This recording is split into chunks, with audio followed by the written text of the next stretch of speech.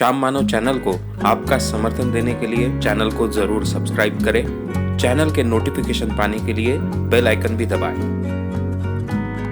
गौरव यादव इनका सवाल है, ये जो गीता है, कुरान है, गुरु ग्रंथ साहिब है, ऐसे धार्मिक ग्रंथों के बारे में आपका क्या कहना है? ये देखिए, सभी ग्रंथों ने एक जमाने में बहुत सुंदर काम किया है। धर्म 2500 साल पहले, धर्म जिसको कहते हैं, रिलीजन जिसको कहते हैं, 2500 साल पहले अस्तित्व में आए।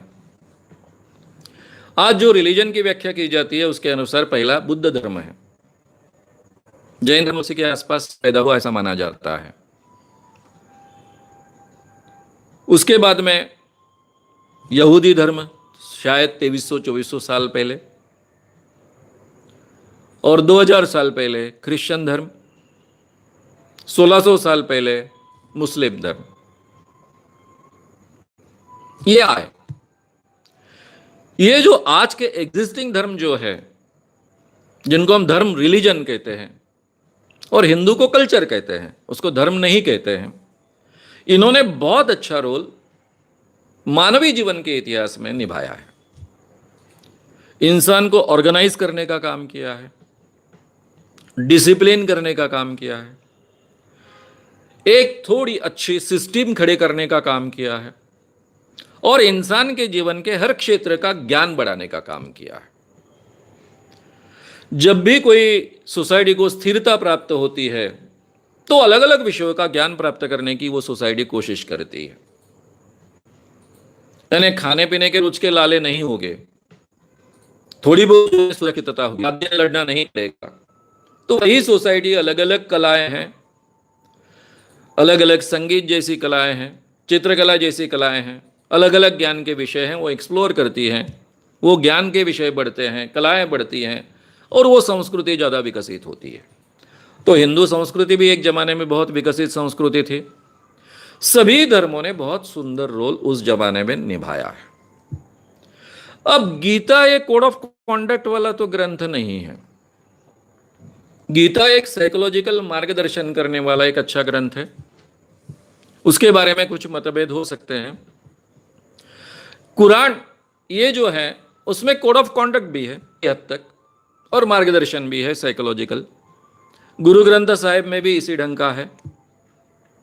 तो ये सभी ग्रंथों का एक बहुत महत्व का रोल इंसान के जीवन में, इंसान के जीवन के इतिहास में रह चुका है। लेकिन मित्रों, आज के जमाने में जब हम भारत के बारे में सोचते हैं तो आज पूरा का पूरा भारत संविधान से चलता है। हमारा अर्थशास्त्र अलग हो चुका है, राज्य शास्त्र अलग ढंग से काम करता है जो संविधान के आधार पर काम करता है।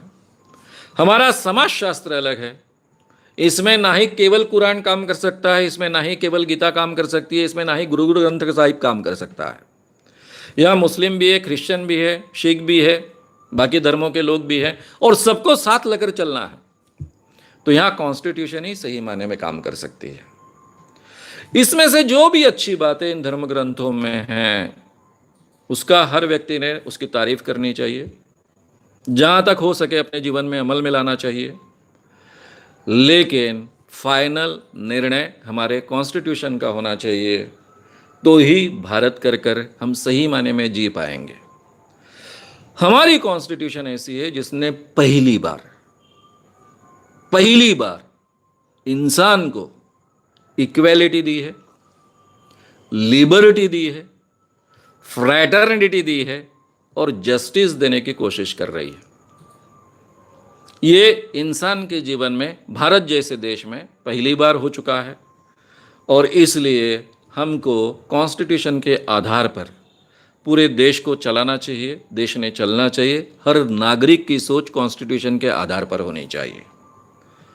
इसके बावजूद जिनका जिनका प्रेम है इन धर्म ग्रंथों के बारे में, उनको ये प्रेम रखने का पूरा पूरा अधिकार है, और कॉन्स्टिट्यूशन के खिलाफ अगर उसमें कोई बात नहीं है तो वो अमल में लाने का भी पूरा पूरा अधिकार है। आगे अगला सवाल है, ये मान लिया कि आत्मा, पुनर्जन्म, भूत, एनलाइटनमेंट वगैरह नहीं होता और ये शरीर एक मशीन मात्र है, डार्विन के हिसाब से उत्क्रांति से हम बने हैं, तो फिर नई पीढ़ी का अपग्रेडेशन कैसे होगा? कौशिक दवे। कौशिक दवे इनका सवाल है कि ठीक है, ये सब बातें जो एनलाइटनमेंट है, पुनर्जन्म है, आत्मा है, वगैरह वगैरह नहीं होती है, तो आगे के पीढ़ी का अपग्रेडमेंट कैसा होगा? एक जमाने में शायद इन विचारों की बहुत जरूरत थी, जब हमारे ज्ञान की मर्यादा थी। आचार्य दादा धर्माधिकारी हमेशा कहते थे कि हमारे दिमाग में जो बात है उनकी शुरुआत ही ऐसी होती थी, इसलिए मत मानो। मैं कहता हूं ना, आचार्य दादा धर्माधिकारी कहते हैं इसलिए मत मानो। आपके विवेक बुद्धि को जो बात जचती है, पटती है, विश्वसनीय लगती है, वही बात अपने जीवन में आप मानो। ये मित्रों आज के जमाने का हमारा मोटो होना चाहिए। वो हमेशा कहते थे कि जो अगली पीढ़ी होती है वो हमेशा पहले पीढ़ी के कंधे पर खड़ी होती है, इसलिए उस पीढ़ी का ज्ञान बहुत ज्यादा होता है। यानी पीढ़ी के एक व्यक्ति का नहीं, पूरे पीढ़ी का, इसका मतलब पूरे साइंस का ज्ञान बहुत ज्यादा होता है। और उस ज्ञान के आधार पर हमने सोचना चाहिए। हमें इतनी अच्छी कॉन्स्टिट्यूशन मिली है, हो सकता है उसमें अगर कुछ कमियां हैं ऐसा हमको लगता है तो वो सुधारने का अधिकार भी हमारे पास है।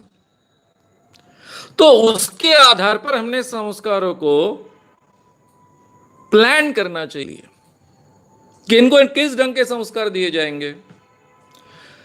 हमारी कॉन्स्टिट्यूशन क्या है, हर व्यक्ति के अधिकार क्या है, हर व्यक्ति के साथ में हमने कैसा बर्ताव करना चाहिए, उसके कौन से कानून कायदे हमारे समाज में हैं, ये सब बातें अगर हम ठीक ढंग से लोगों तक पहुंचाएंगे, जो संस्कारों के आधार पर घर घर से हमारे मन में आते हैं और जिसके कारण हमारा व्यक्तित्व बनता है, वही बातें अगर स्कूल कॉलेजेस से लेकर, और माँ बाप अगर एक बार ट्रेंड हो गए उस क्षेत्र में, तो माँ बाप के जरिए, समाज के जरिए, अलग अलग मीडिया के जरिए अगर हम सब में एक समान बात कॉन्स्टिट्यूशन के आधार पर हमको सिखाई जाएगी, तो नई पीढ़ी एक बहुत अच्छी इंसान बनेगी, सबको साथ लेकर चलने वाली पीढ़ी बनेगी।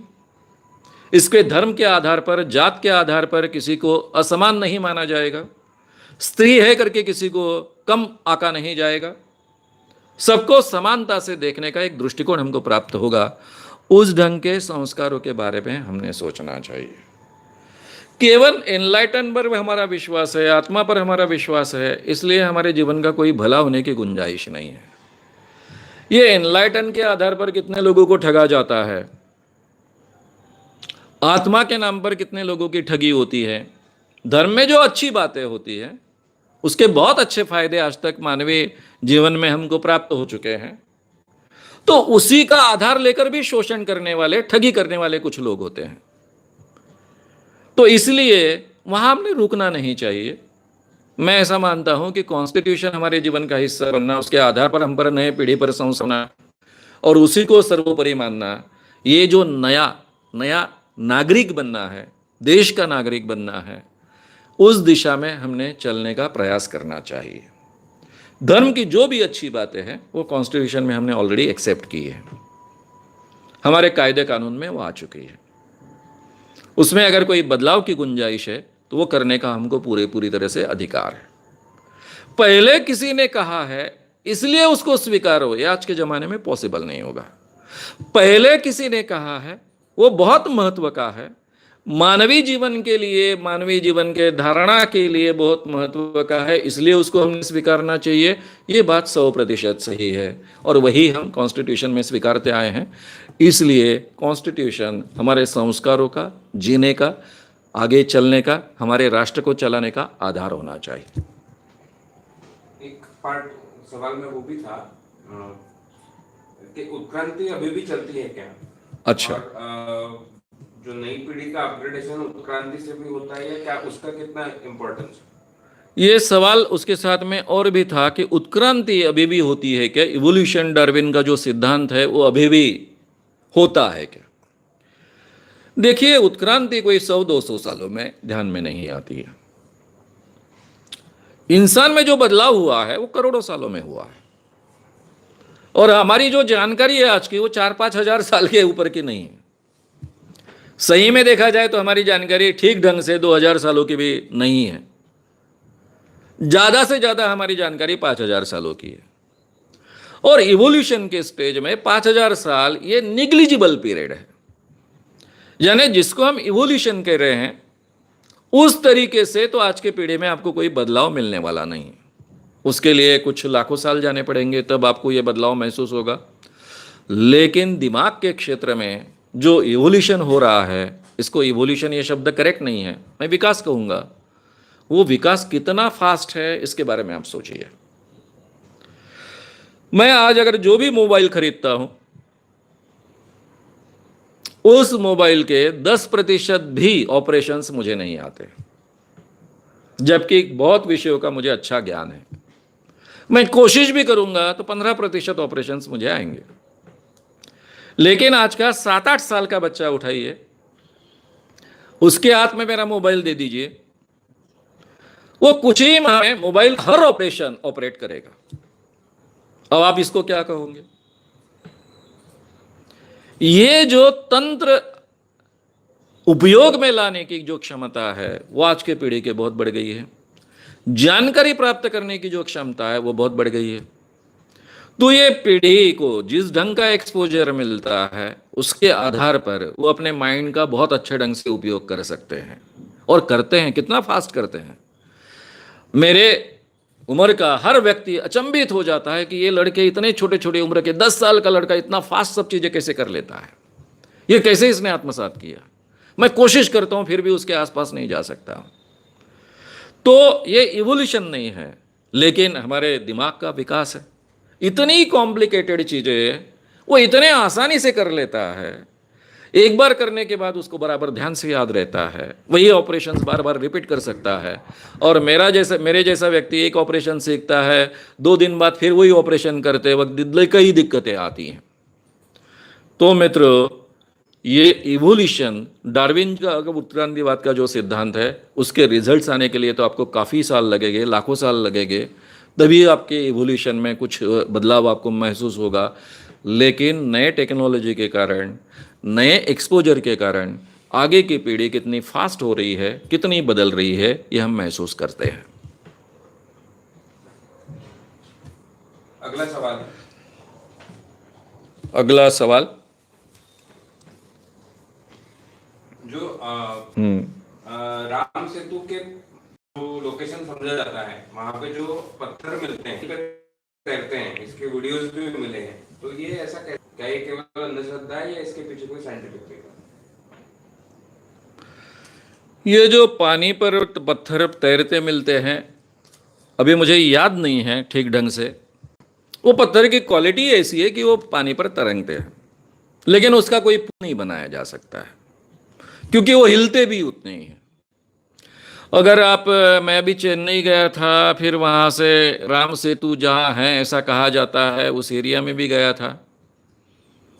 बहुत प्रसिद्ध तीर्थस्थल है रामेश्वरम। उतना ही नहीं तो वहाँ से आखिरी के छोर तक गया था। अब मेरे साथ सिक्योरिटी होती है इसलिए वहाँ पुलिस जाने नहीं देती थी, लेकिन जाने को मिला। और वहाँ मेरे एक मित्र थे, उनका फ़ोन श्रीलंका में आपका स्वागत है ऐसा भी बोल रहा था। यानी हम श्रीलंका के फ़ोन के रेंज में चले गए थे। तो यहाँ ये पत्थर देखने को मिलते हैं। ये पानी पर तैरते, बात सही है। वो पत्थर का कुछ नाम है, मैं अभी भूल गया, मुझे अभी याद नहीं है, लेकिन आपको इजीली वो इंटरनेट पर आपको मिल जाएगा। लेकिन उसके जरिए पुल नहीं बनाए जा सकते। अब इसमें सच्चाई क्या है, संशोधन का विषय है। राम सेतु बना था नहीं, ये भी संशोधन का विषय हो सकता है। महाभारत का संशोधन पूना के भंडारकर इंस्टीट्यूट ने किया है, जिसके आधार पर बहुत बड़ी महाभारत की जो सीरियल चली वो चली है, आप सभी जानते हो। वो सीरियल जब चली थी चोपड़ा बंधुओं की, उस सीरियल में शुरुआत में ही लिखा जाता था कि भंडारकर इंस्टीट्यूट ने संपादित किए हुए महाभारत के आधार पर महाभारत की कई प्रतियां अपने देश में हैं। काफ़ी सालों तक ये भंडारकर इंस्टीट्यूट में संशोधन चलता रहा और उन्होंने आखिरी एक प्रत, ये फाइनल महाभारत की प्रत माननी चाहिए, इस निर्णय पर वो आ गए। उसमें जो प्रस्तावना है उसमें लिखा है कि महाभारत एक महाकाव्य है दुनिया भर में एपिक्स होते हैं। इंग्लिश में इसको एपिक कहा जाता है, महाकाव्य कहा जाता है। महाकाव्य इसका मतलब जो है लिटरेचर में जो हम सीखते हैं, मैं लिटरेचर का विद्यार्थी हूं, महाकाव्य थोड़ा सा इतिहास और उसके आधार पर लिखा गया एक बहुत ही सुंदर लिटरेचर होता है, इसी को महाकाव्य कहते हैं। रामायण के बारे में संशोधन शुरू था, वो पूरा नहीं हुआ था, लेकिन अभी भी पूरा हुआ ऐसा कहते हैं कुछ साल पहले। उसको भी महाकाव्य कहा गया है ऐसा कहते हैं। इसलिए हमने रामायण महाभारत एक बहुत सुंदर महाकाव्य है, सही माने में दीर्घ काल तक टिके, लंबे समय तक चलते रहे, इतना सुंदर लिटरेचर है। उसको हमने लिटरेचर करके बहुत अच्छे ढंग से एंजॉय करना चाहिए। उसमें इतिहास ढूंढने की कोशिश करेंगे तो बहुत दिक्कतें पैदा होती है, इसलिए उस इतिहास के ढूंढने की कोशिश में मैं गिरना नहीं चाहता हूं। और अगला सवाल है, ये फिर से अलग विषय से जुड़ा हुआ है कि मैं उम्र के 10वें साल से मास्टरबेशन करते करते मेंटली वीक हो गया हूँ, क्या करूँ? सवाल ऐसा है कि उम्र के 10वें साल से मैं मास्टरबेशन करते करते मेंटली वीक हुआ हूं। पहली बात दिमाग में से निकाल दीजिए। इसका जवाब देते हुए मैं हमेशा कहता हूं कि कल आपकी जो भी अभी उम्र होगी, आपने नाम नहीं लिखा है, ठीक है, क्वेश्चन ऐसा है कि आपका नाम लिखना भी जरूरी नहीं है, लेकिन आपकी जो भी उम्र है मैं आपको सलाह दूंगा कि कल 100 बार पेशाब कीजिए, और 100 बार आपने पेशाब की कि मुझे रिपोर्ट कीजिए। आप दिन भर कोशिश कीजिए, 12 घंटे जो भी आपको मिलते हैं सोने के पहले या 15 घंटे मिलते हैं, 100 बार आपको पेशाब करनी है। आप कल रात को मुझे कहोगे कि सर कुछ भी आप बोलते हो, 100 बार कैसे मैं पेशाब कर सकता हूं? कर ही नहीं सकता हूं, क्योंकि मेरे ब्लैडर में अगर पेशाब होगी, डिपॉजिट होगी, तो ही मैं कर पाऊंगा ना। सेम चीज यहीं पर है। मास्टरबेशन मैं बहुत अधिकार से कह रहा हूं आपको, क्योंकि मेरे अभ्यास का वो विषय है, काफी अभ्यास का विषय है। मास्टरबेशन रोकने के लिए बहुत साइकोलॉजिकल थेरेपीज का उपयोग किया गया। मास्टरबेशन रोकने के लिए बहुत बड़े पैमाने पर धार्मिक उपचार किए गए, सभी असफल हुए। आज के जमाने में अगर आप कोई भी सेक्स पर के साइंटिफिक किताब उठाओ, एक किताब का नाम मैं आपके सामने लूंगा जो आपने हर व्यक्ति ने पढ़नी चाहिए, Masters and Johnsons on sex and human loving. Bharat में एडिशन उपलब्ध है, जयको पब्लिकेशन ने पब्लिश की है, बहुत सुंदर किताब है। आपके जन्म से लेकर मृत्यु तक का सभी हिस्सा रिलेटेड टू सेक्स इसमें कवर है, साइकोलॉजिकल एस्पेक्ट भी कवर है, और फिजियोलॉजिकल एस्पेक्ट यानी शारीरिक एस्पेक्ट भी इसमें किताब को हमेशा रिकमेंड करता हूं। सभी साइंटिफिक इन्वेंशंस में यह माना गया है, वैज्ञानिक संशोधनों में यह माना गया है कि masturbation is a natural and normal thing. उससे कोई व्यक्ति वीक नहीं होता है, और मास्टरबेशन न करने से कोई भी व्यक्ति स्ट्रांग नहीं होता है। It's a wastage. वो अगर आप हाथ से बाहर निकाल सकते हो या फिर आपके सपनों में बाहर जा सकता है, वो वेस्टेज है, इससे अलावा और कुछ नहीं है। अगर उसका उपयोग किया गया तो बच्चे पैदा होते हैं, जब बच्चे नहीं पैदा करने होते हैं तो वेस्टेज होता है, शरीर में वो होते ही रहता है, यानी उसकी निर्मित चलते रहती है, उसका जो भी पैदाइश है वो चलते रहती है, इससे ज़्यादा उसको कोई भी महत्व नहीं है। वीर्य नाश यानी जीवन नाश, ये सभी अवैज्ञानिक, चाहे किसी स्वामी शिवानंद ने कही हो, चाहे किसी ने कही हो, उसको हमने बिल्कुल महत्व नहीं देना चाहिए। आगे नेक्स्ट सवाल है, मोबाइल की आदत खत्म करने के लिए क्या करें, क्योंकि ये छोटे बच्चों में भी बड़ी समस्या हो रही है। अमोल जुमड़े जी का सवाल है कि मोबाइल की आदत खत्म करने के लिए क्या करना चाहिए। सही, बहुत बड़ी समस्या है। छोटे बच्चों में भी ये समस्या आजकल बहुत बड़े पैमाने पर डेवलप हो चुकी है। माँ बाप ही ये आदत लगा देते हैं। बच्चों को संभालना इतना मुश्किल होता है। पहले की माएँ क्या करती थी कि बहुत ज़्यादा बच्चे पैदा करती थी 50 साल पहले, और ज़्यादा अपने बच्चों की तरफ ध्यान भी नहीं देती थी।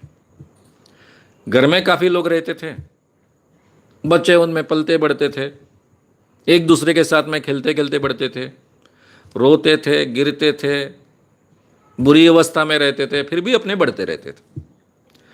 आजकल माँ बाप को बच्चे बहुत कम होते हैं, घर में मेंबर्स भी ज़्यादा नहीं होते हैं। रात दिन माँ बाप को बच्चे की तरफ ध्यान देना होता है, क्योंकि हम बच्चे बहुत प्रायोरिटी से पैदा करते हैं, उसकी तरफ ध्यान भी देना चाहते हैं, उनको अच्छे ढंग से बड़ा करना चाहते हैं, और रात दिन उनको हैंडल करना मुश्किल हो जाता है तो शॉर्टकट कर कर उनके हाथ में मोबाइल दे देते हैं। और बचपन से उनको 6 माह का, 7 माह का बच्चा, 8 माह का बच्चा, तब से उसको मोबाइल की आदत लगती है। 2 साल होते होते वो मोबाइल में अलग अलग चीज़ें ढूंढना सीख जाते हैं। मोबाइल उनके जीवन का हिस्सा बन जाता है। मैं पिक्चर देखने जाता हूँ, थिएटर में जाता हूँ, मुझे बहुत पसंद आता है पिक्चर थिएटर में देखने का। मैं हमेशा कोशिश करता हूँ कि सामने कोई जवान लड़के ना बैठे, लड़के लड़कियां ना बैठे। वो पिक्चर देखते ही नहीं है, लगातार टक टक टक टक टक टक मोबाइल पर करते रहते हैं। मुझे लगता है काहे को पैसे खर्च कर कर आते हैं पिक्चर देखने के लिए, क्योंकि जब भी मोबाइल पर वो टक टक करते हैं तो उसका प्रकाश मेरे आंखों पर आता है। और आपको तो पता है थिएटर में जब भी प्रकाश रहेगा कहीं भी थोड़ा सा, तो भी पिक्चर अच्छे ढंग से आप देख नहीं पाते हो। मुझे हमेशा उनको कहना पड़ता है कि भाई प्लीज आपको मोबाइल देखना है देखिए, लेकिन वो प्रकाश कम से कम मुझ तक ना पहुंचे, इतना तो देखिए। और ऐसा मेरे तरफ देखते हैं कि अब बूढ़ा आदमी है, इसको अक्ल नहीं है, मोबाइल का महत्व मालूम नहीं है। अरे भाई रात दिन अगर आपको मोबाइल के साथ ही जीना है तो क्यों पिक्चर देखने आते हो, क्यों शादी करते हो, क्यों लव करते हो, क्यों गर्लफ्रेंड और बॉयफ्रेंड होता है? मोबाइल ही तो आपका गर्लफ्रेंड है, बॉयफ्रेंड है, सब कुछ है। यहां तक ये आदतें हो चुकी है, ये मैं बहुत अच्छे ढंग से जानता हूं। इसको अगर छोड़ना है, सबसे पहले यहां हमको तय करना पड़ेगा कि ये आदत बुरी है, इससे हमको दूर रहना है, हमारा समय बचाना है, रात दिन इसमें जो हम कंसंट्रेट होते हैं उससे हमको आपको बचाना है। और फिर इसके साथ में आप प्रोग्रेसिव रिलैक्सेशन विद सजेशन का उपयोग कर सकते हो, या फिर सम्मोहन के सजेशन का उपयोग कर सकते हो, और अपने आप को बचा सकते हो जब तक आप नॉर्मल हो तब तक। एक बार आपको मोबाइल का पूरी तरह से ऑब्सेशन हो गया और फिर आपको बीमारी हो गई मोबाइल की, ऑब्सेसिव कंपल्सिव डिसऑर्डर इसको हम कहते हैं, ये नई बीमारी है। यानी ऑब्सेसिव कंपल्सिव डिसऑर्डर ये नई बीमारी नहीं है, मोबाइल का ऑब्सेसिव कंपल्सिव डिसऑर्डर होना ये नई बीमारी है। ये बीमारी अगर एक बार हो गई तो फिर उसको टैकल करना, उसको कंट्रोल करना बहुत डिफिकल्ट है। मैं आजकल नई पीढ़ी के लोगों को कहता हूँ कि आपके बॉयफ्रेंड को या गर्लफ्रेंड को रात दिन अगर मोबाइल पर रहने की आदत है तो शादी करना कि नहीं बार बार सोचिए, क्योंकि उसके जीवन में आपसे ज़्यादा मोबाइल महत्व का होगा। तो ये आप हैंडल कर पाओगे क्या, नहीं, पहले से सोचिए। तो इसलिए आजकल शादी करते वक्त मोबाइल की कहाँ तक आदत है ये भी एक महत्व का सवाल होना चाहिए। यहाँ तक ये बात आप पहुँची हैं। लेकिन अगर आप तय करते हो, अपने आप को ठीक ढंग से कंट्रोल करना चाहते हो, डिसिप्लिन करना चाहते हो, तो कॉन्शियसली तय करना, और अपने सबकॉन्शियस को ठीक ढंग से डिसिप्लिन करने के लिए प्रोग्रेसिव रिलैक्सेशन विद सजेशन या फिर सम्मोहन विद सजेशन का उपयोग कर कर उस पर आप ठीक ढंग से काबू पा सकते हो। प्रशांत कामरे का ईमेल से सवाल है, शरीर में जो चक्र या कुंडलिनी जागृति वगैरह बोलते हैं, ऐसा कुछ होता है क्या? प्रशांत कामड़े जी का सवाल है कि शरीर में जो कुंडलिनी जागृति के जो चक्र होते हैं उस चक्र को जागृत करना वगैरह ये सब में सच्चाई है क्या? पतंजलि योगा में जो बातें कही हैं उसमें अपने शरीर में 3 नाड़ियां कही हैं। तीसरी एक नाड़ी सुषुम्ना नाड़ी होती है, और उसमें से वीर्य का ऊर्ध्व पतन होता है, यानी ऊपर में वीर्य चढ़ता है, ऐसा कहा गया है। और इसके आधार पर 10 चक्र, कहीं 7 चक्र जागृत किया जा सकता है, ऐसा कहा गया है। ये जो थियरी है वो तो टोटली अनसाइंटिफिक है। यानी ना ही ऐसे कोई चक्र होते हैं हमारे शरीर में, ना ही वीर्य का ऊर्ध्व पतन हो सकता है, ऊर्ध्व पतन हो सकता है, यानी ऊपर में चढ़ने वाला वीर्य हो सकता है, ना ही सुषुम्ना नाड़ी हो सकती है। यानी इसका साइंटिफिक आधार तो कुछ भी नहीं है, ये अनसाइंटिफिक है बात। लेकिन कुंडलिनी जागृति के नाम पर जो प्रक्रिया उपयोग में आती है, लाई जाती है, अलग अलग है। पतंजलि योगा की कुंडलिनी जागृति अलग है, निर्मला माता की कुंडलिनी जागृति अलग है, और फिर जो बंगलोर का स्वामी है, स्वामी नित्यानंद, उसकी कुंडलिनी जागृति एकदम से अलग है। वो तो हर स्त्री को पार्वती बनाना चाहता है। तो ये कुंडलिनी जागृति के नाम पर अलग अलग प्रोसेस उपयोग में लाई जाती है। उसमें से जो मेडिटेशन की प्रोसेस है, उसके जो भी फायदे मेडिटेशन के मिल सकते हैं वो मिल सकते हैं। उसकी थियरी अनसाइंटिफिक है, लेकिन मेडिटेशन के जरिए जो आदमी उस अवस्था में जाता है जिसको हम ट्रांस की अवस्था कहते हैं, उस अवस्था में जो सजेशन देने के फायदे मिल सकते हैं वो मिल सकते हैं। आगे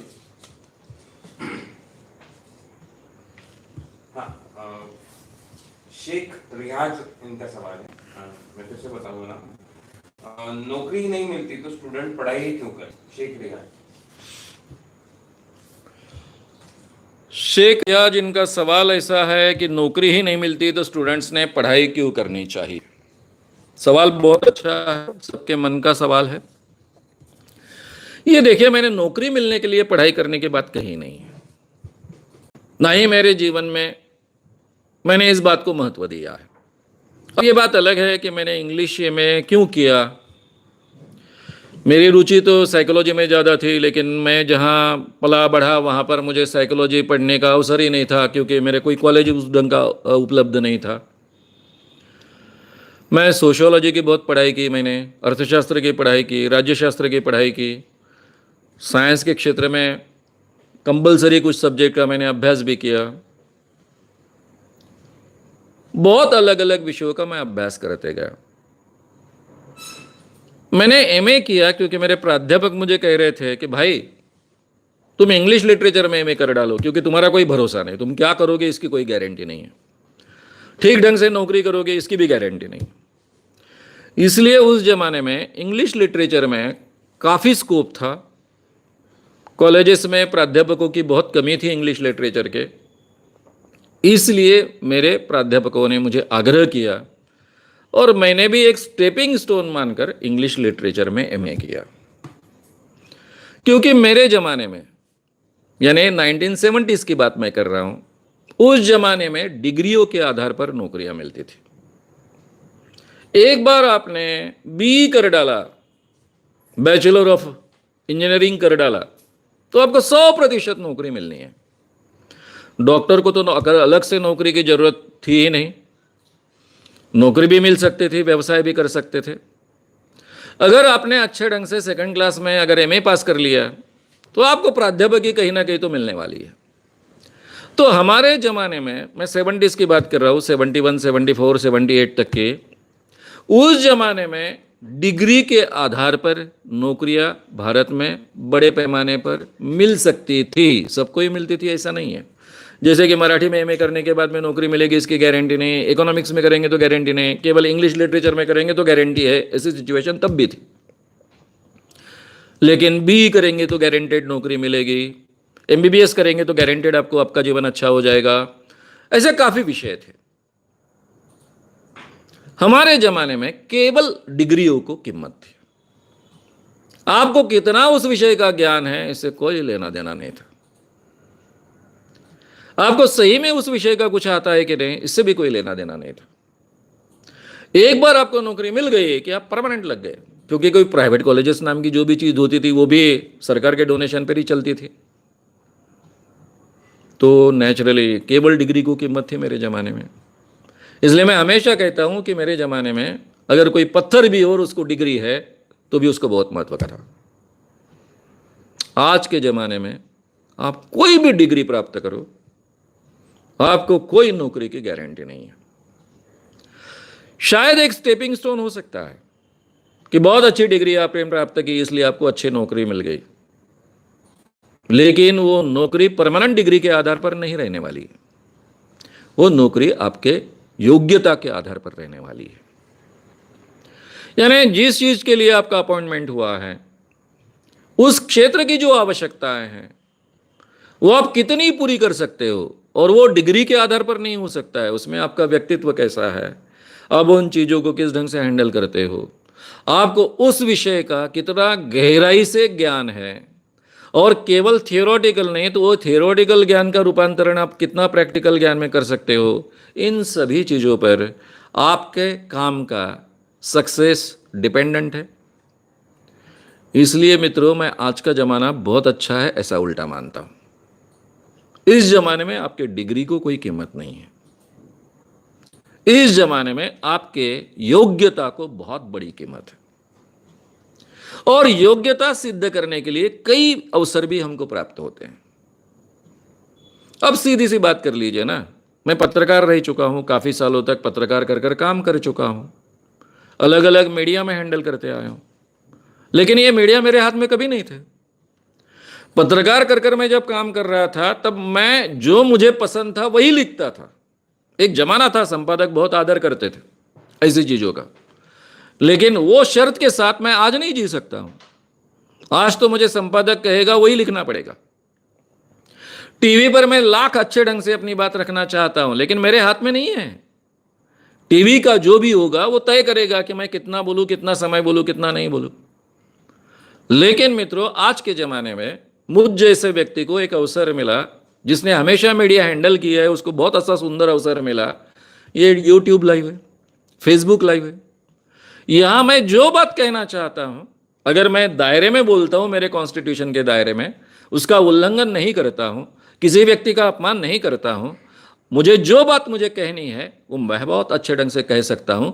ये अवसर जो प्राप्त हुआ है इस क्षेत्र में, ऐसे ही अवसर हर क्षेत्र में आज के जमाने में प्राप्त हो चुके हैं। फिर भी मेरा पढ़ाई का आग्रह क्यों है? ये अगर अवसर का आपको उपयोग लेना है तो आपको कॉम्पिटिटिवली अपने आप को सिद्ध करना होता है। फिर आप वहां पर आप किसके रिश्तेदार हो, आपके पिताजी कौन से पद पर है, इसका कोई संबंध नहीं। आप में क्या योग्यता है, आप अपने योग्यता के आधार पर क्या आउटपुट देते हो, इसी के आधार पर आपके व्यवसाय का, आपके नौकरी का, आपके काम का सक्सेस डिपेंड है। अगर ये सक्सेस प्राप्त करने की क्षमता हमको बढ़ानी है तो हम जिस भी विषय का अभ्यास करेंगे उसका हमको गहराई से अध्ययन करने की क्षमता प्राप्त होनी चाहिए।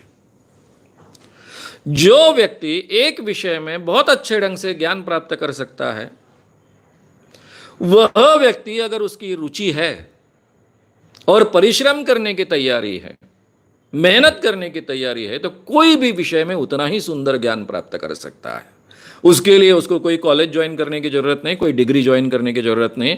ये तो ऐसे लोग मैं पहले से भी बहुत देखते आया हूं। विनोबा जी केवल इंटर साइंस थे, कई विषयों का उनको बहुत सुंदर ज्ञान था। आचार्य दादा धर्माधिकारी, जिनका भाषण सुनने के लिए पंडित जवाहरलाल नेहरू प्राइम मिनिस्टर थे, तब भी अपना समय एडजस्ट कर सुनते थे। इतना विद्वान आदमी, वो भी केवल इंटर साइंस थे, आगे पढ़े नहीं थे। तो पढ़ाई लिखाई से आपको ज्ञान प्राप्त होता है ऐसा नहीं है, लेकिन ये पढ़ाई लिखाई आप ऑलरेडी कर रहे हो तो ज्ञान प्राप्त करने की जो आवश्यक चीज है वो क्षमता अपने आप में प्राप्त करो, ताकि फिर जाकर अगर आपको लगे कि ये विषय में मुझे रुचि है, इस विषय का ज्ञान मुझे प्राप्त करना है और उस विषय में मुझे सक्सेस प्राप्त करनी है, तो वो करने का अवसर आपको प्राप्त होगा। मित्रों, डिग्री के आधार पर कोई नौकरियां आज मिलने वाली नहीं है। सरकार ने करीबन नौकरियां बंद कर दी है। प्राइवेट नौकरी में आपके डिग्री को केवल एंट्रेंस के अलावा कोई ज्यादा महत्व नहीं। आपने चाहे एमबीए कर लिया हो, आपको नौकरी ऑफर की जाएगी। पहले 3 महीने में ही आप में योग्यता है तो आगे चलेगी, नहीं तो आपको छुट्टी हो जाएगी आपकी। तो इसलिए मैं ऐसा मानता हूं कि बहुत सुंदर कॉम्पिटिटिव युग आ गया है, जहां इंसान के योग्यता की, उसके ज्ञान की कदर होती है। ऐसा आज का युग है। इसलिए मैं तो उल्टी आज के ज़माने की बहुत तारीफ करता हूँ। मेरे जैसा नहीं है, पत्थर है, डिग्री मिल गई, चल गया, उसका पूरी ज़िंदगी निभ गई। ऐसा जमाना आज का नहीं रहा है। ये कॉम्पिटिटिव वर्ल्ड होने के कारण शायद असुरक्षितता हमारी बढ़ी है, लेकिन आज के जीवन का ये हिस्सा है, उसके साथ ही हमको चलना पड़ेगा। और यहां मैं ऐसा कहता हूं कि आपने कोई भी डिग्री प्राप्त की तो आपके जीवन में जीने के लिए आपको अलग अलग अवसर ढूंढने चाहिए। मेरे जीवन में मैंने बड़ी बड़ी नौकरियां छोड़ दी, अच्छे पगार की नौकरियां छोड़ दी, मुझे पसंद था इसलिए कम पगार की नौकरियां मैंने ज्वाइन कर ली, क्योंकि मुझे कॉन्फिडेंस था कि मैं कभी भी जीवन में पैसे कमा सकता हूं। मैंने रास्ते पर चीजें बेची है, बंबई के कल्याण के रास्ते पर चीजें बेची है, केमिकल कंपनी में मैंने काम किया है, सेल्समैन कर कर जॉब किया है, होटल में मैनेजर कर कर काम किया है, होटल को फायदे में लाया है, मैंने खुद होटल चलाया है, रसवंती चलाई है। मुझे कॉन्फिडेंस है कि जब भी मुझे पैसे कमाने की ज़रूरत होगी तो मैं कुछ भी कर लूँगा और अच्छे ढंग से, ईमानदारी से, कोई बेईमानी न करते हुए भी पैसे कमा लूँगा। तो ये कॉन्फिडेंस हमारा डिग्रियों के साथ में जागना चाहिए। तो फिर मुझे लगता है कि जो डर है हमारे मन में कि डिग्री प्राप्त करने के बाद भी हम कुछ नहीं कर सकते, इससे हम बाहर आ पाएंगे। मोदी जी की मैं बहुत तारीफ करने वाला व्यक्ति तो नहीं हूँ, लेकिन वो जब कहते हैं कि आप चाहे टीका स्टॉल चला कर भी अपने आप का जीवन अच्छे ढंग से निभा सकते हो, तो इस बात का बताऊँ कि जो भी हमारे सामने है उस चीज़ को भी हम कर कर बहुत अच्छे ढंग से अपना जीवन हम जी सकते हैं। उसके लिए मुझे यही नौकरी चाहिए, इसी ढंग की नौकरी चाहिए, वगैरह वगैरह वगैरह, इस ढंग की कल्पना कर कर वैसे ही बैठे रहना यह गलत बात है, ऐसा मैं मानता। आगे अगला सवाल है, सम्मोहन ये साइंटिफिकली रिकॉग्नाइज्ड शास्त्र है क्या? Recognised and tested. ये तो मैंने बहुत विस्तार से, सम्मोहन ये साइंटिफिकली रिकॉग्नाइज्ड और टेस्टेड शास्त्र है क्या, ये सवाल मुझे क्यों आया मुझे समझ में नहीं आ रहा है। शिरीष कुंभरकर जी का आप पार्ट 2 सम्मोहन के टोटल अभी 4 पार्ट हुए, आज हो रहा है पार्ट 2, पार्ट 3 विस्तार से देखिए, उसमें भी ये बात विस्तार से कही गई है कि किस ढंग से इसको साइंटिफिक मान्यता मिली है, दुनिया के कौन कौन से हिस्से में इसको कहाँ कहाँ पढ़ाया जाता है, इसकी ट्रीटमेंट की अवस्था क्या होती, WHO ने इसको कैसे मान्यता दी है, सभी बातें मैंने आपके सामने रखी हैं। तो फिर से ये सवाल अभी यहाँ क्रिएट होना, मुझे लगता है इसका आंसर पहले से आ चुका है, उसको रिपीट करना ठीक नहीं होगा। ये एक साइंटिफिक प्रक्रिया है, हिप्नोथेरेपी को मान्यता है, बड़े पैमाने पर डॉक्टर लोग इसका उपयोग करते हैं। इतना ही नहीं, भारत में नहीं, अमेरिका जैसे देश में, इंग्लैंड जैसे देश में, ऑस्ट्रेलिया जैसे देश में, यूरोप के कई कंट्रीज़ में साइकोलॉजिस्ट इसका बहुत अच्छे ढंग से उपयोग करते हैं, और ये साइकोलॉजी डिपार्टमेंट के साथ में और मेडिकल डिपार्टमेंट के साथ में सिखाया भी जाता है। आगे अगला सवाल है, आप संघ की शाखा में जाते थे क्या? यानी जब इमरजेंसी थी तब वगैरह आप जेल में थे इसलिए पूछ रहे हैं, या आपका कोई जुड़ाव है आरएसएस के साथ? अमोल जुमड़े इनका सवाल है, मेरा आरएसएस के साथ में क्या जुड़ाव है, मैं कभी आरएसएस की शाखा में जाता था क्या? अच्छा सवाल पूछा आपने। देखिए भाई, मैं गांधीयन व्यक्ति हूँ, विनोबा जी के दादा धर्माधिकारी के संस्कार मुझ पर हुए हैं। मेरे दिमाग में ये बात सही, यानी पहले से बैठी हुई है कि मैं किसी का कभी द्वेष नहीं करता। मेरे जीवन में हजारों बाबा मैंने एक्सपोज किए, मेरे संगठन ने किए, लेकिन एक भी बाबा के बारे में हमने अपने दिमाग में, अपने मन में द्वेष नहीं पैदा होने दिया। कई बार ऐसे प्रसंग आते थे कि जब बाबाओं को लोग मारने के लिए दौड़कर आते थे, क्योंकि उनके सामने हमने एक्सपोज किया है, इन बाबाओं ने हमको ठगा है, हमने कभी उनको मार नहीं पड़ने दी, हमेशा उनकी सुरक्षा करते रहे और लोगों को समझाते रहे कि ये जितने जिम्मेदार है उतने आप भी जिम्मेदार हो, जो भी करेगा कानून करेगा, आप अपना हाथ मत उठाइए। तो इस ढंग का मैं व्यक्ति हूं। इमरजेंसी में मैं जेल में था इसलिए कि मैं जयप्रकाश नारायण के संगठन से जुड़ा हुआ था। जयप्रकाश नारायण ये टोटल गांधीयन विचार के व्यक्ति है, सर्वोदय के साथ में जुड़े हुए थे, जिन दिनों में उन्होंने आंदोलन चलाया, सब गांधीयन फिलॉसफी उसका आधार था। और उसके कारण मैंने पहले ही दिन वर्धा में हम लोगों ने 3 मित्रों ने पोस्टर्स लगाए और दूसरे दिन से हम जेल में गए, जेल में रहे। तो बाकी कोई लोग तो जेल में नहीं आ रहे थे, आरएसएस के लोग बड़े पैमाने पर, बाद में हम जाने के करीबन 6 महीने बाद में वो जेल में आए कुछ महीने के लिए, तो मेरे साथ जेल में थे। अगर हम उस दिन पोस्टर नहीं लगाते, फिर भी हम दो मित्र, मैं और चंद्रकांत मानखड़े, दोनों को तो मिसा में हमको जाना ही पड़ना था, क्योंकि हम दोनों महाराष्ट्र के बड़े पदाधिकारी रह चुके हैं। तरुण शांति सेना के जो जयप्रकाश नारायण का संगठन था, और चंद्रकांत तो आगे चलकर वो छात्र युवा संघर्ष वाहिनी जो संगठन है उसका भी बड़ा पदाधिकारी रह चुका है। तो चंद्रकांत मानखेड़े और मुझे दोनों को मिसा में तो जाना ही पड़ने वाला था, चाहे हमने पोस्टर नहीं लगाए होते तो भी हमको जाना पड़ने वाला था। और तब भी जेल में जो लोग थे उनमें समाजवादी कुछ लोग, कुछ आरएसएस वाले बड़े पैमाने पर थे, ये तो फैक्ट है। रहा आरएसएस से मेरा क्या जुड़ाव रहा। आरएसएस में बहुत एक्टिव रहने वाले मेरे काफ़ी मित्र हैं, मेरे बहुत अच्छे मित्र हैं, जिंदगी भर अच्छे मित्र रहे। उनके विचारों में और मेरे विचारों में अंतर रहने के बावजूद हम अच्छे मित्र रहे हैं।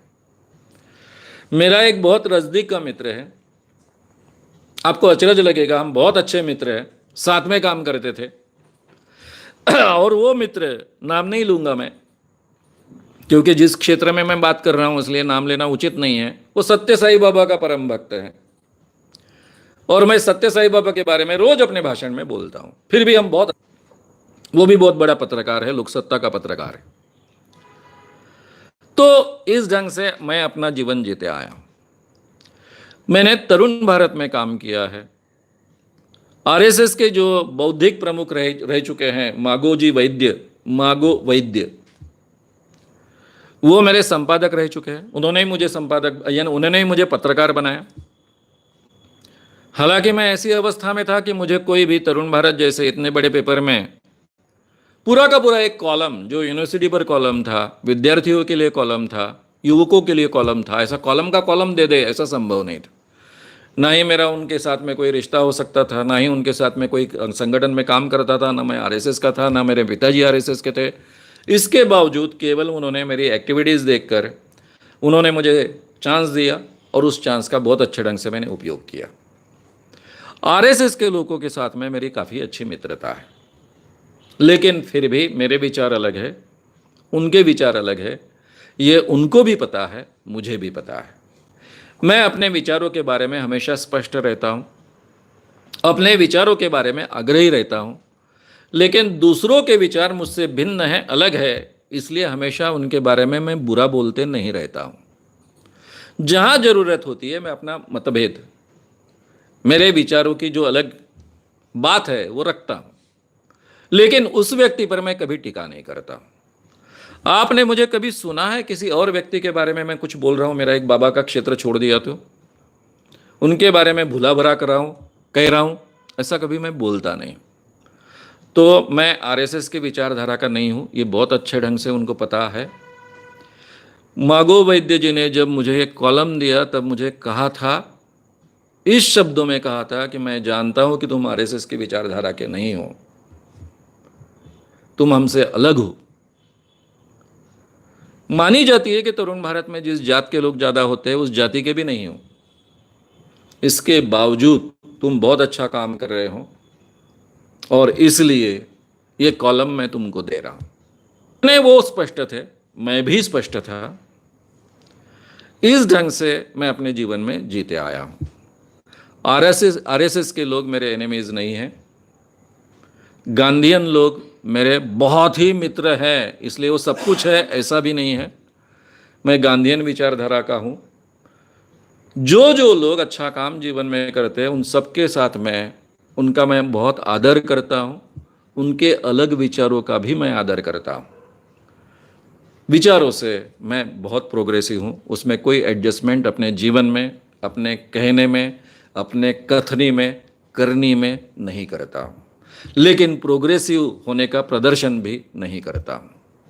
मुझे लगता है मेरी बात बहुत क्लियर तरीके से आप तक पहुँच गई है। और अगला सवाल है, पृथ्वीराज चौहान की ऐसी कहानी है कि वो अंधे हो गए थे और फिर भी उन्होंने मोहम्मद गोरी को उसको मार दिया, तो ये कैसे किया होगा? संतोष तयसेट्टे जी ने ऐसा सवाल पूछा है कि पृथ्वीराज चौहान अंधे हो चुके थे फिर भी उन्होंने बाण मारा, ये संभव है क्या? मुझे लगता है आपको थोड़ा युद्ध शास्त्र की कल्पना होगी तो ये बात तो सभी जानते हैं। युद्ध शास्त्र सिखाते वक्त केवल आंखों का उपयोग नहीं किया जाता है, पांचों इंद्रियों का उपयोग किया जाता है। ये मानकर चलते हैं कि आपकी आंख कभी काम नहीं करेगी तो भी आपने अपने कौशल में कहीं कम नहीं गिरना चाहिए। इसलिए आपने कहीं देखा होगा, महाभारत से लेकर हर जगह देखा होगा कि आंखों पर पट्टी डालकर कई चीजें सिखाई जाती है, लोग सीखते हैं केवल साउंड के आधार पर, आवाज के आधार पर लक्ष्य को भेदना, ये कौशल प्राप्त करते हैं। ये तो संभव है। उससे अच्छा आप दूसरा ये भी सवाल पूछ सकते हैं कि बाजी प्रभु देशपांडे का सिर कट गया था, इसके बावजूद वो थोड़ा देर लड़ते रहे। ये तो नॉन फेनामिना है साइंस में कि आपका शरीर भी अगर कटते गया तो जो आपके शरीर की एक्टिविटी चल रही है, जब तक वो एक्टिविटी पूरी तरह से शांत नहीं होती तब तक वो बॉडी उस ढंग से रिएक्ट करते रहती है। तो ये तो नॉन फेनोमेना है। ये प्राणियों के बारे में भी हम देखते हैं, अगर आप किसी सांप को आधा काट डालो तो उसका पीछे का भाग काफ़ी हिलते रहता है। तो ये फिजिकली संभव जो चीज़ें हैं उसके बारे में भी हम जानते हैं। तो इसमें कोई बहुत अचरज की बात नहीं है, ये संभव चीज़ें हैं। आगे हाँ, अगला सवाल है, सम्मोहन के विषय में आप जो भी जानकारी देते हैं कि सम्मोहन की स्थिति में माइंड प्रोग्राम करके उस व्यक्ति द्वारा क्या क्या करवाया जा सकता है, आप अपनी राय देते हैं। पर सम्मोहन के विषय के बाकी कोई जानकार हो तो वो लोग आपके कहने से सहमत क्यों नहीं होते? ज्यादातर सनातन के बारे में सवाल है। हरीश केदारी जी, इनका सवाल है कि सम्मोहन के जरिए क्या क्या किया जा सकता है, इसके बारे में जो आप कहते हो, तो बाकी सम्मोहन के लोग क्यों सहमत नहीं होते हैं। भाई मैं आपसे सवाल पूछता हूँ कि भारत में, पूरे भारत में अंधविश्वास के खिलाफ मेरे जैसा विषय रखने वाला दूसरा नाम बताइए आप। इस विषय का जिस ढंग से मैंने अध्ययन किया, जिस ढंग से इस विषय के गहराई में मैं जा पाया, उसके पीछे काफ़ी तपश्चर्या है, काफ़ी विषयों का ज्ञान है, काफ़ी मेहनत है। वही सम्मोहन के बारे में, जो भी सम्मोहन के बारे में ऐसा दावा करते हैं मेरे सामने नहीं करते ना, तो नहीं तो उनके ही शब्द मैं उनके गले में डाल दूं। महाराष्ट्र माझा चैनल पर चर्चा हुई थी, मैं नाम नहीं लूंगा। उन्होंने जाहिर तरीके से कहा था, वो अपने आप को सम्मोहन के बहुत बड़े तज्ञ कहते हैं। तब जो भी ये चैनल के प्रमुख थे उनको लगा था कि चलो बड़ी फाइट देखने को मिलेंगी, महाराष्ट्र के सबसे बड़े सम्मोहन के क्षेत्र के तज्ञ और शाम मानव को भिड़ा देंगे।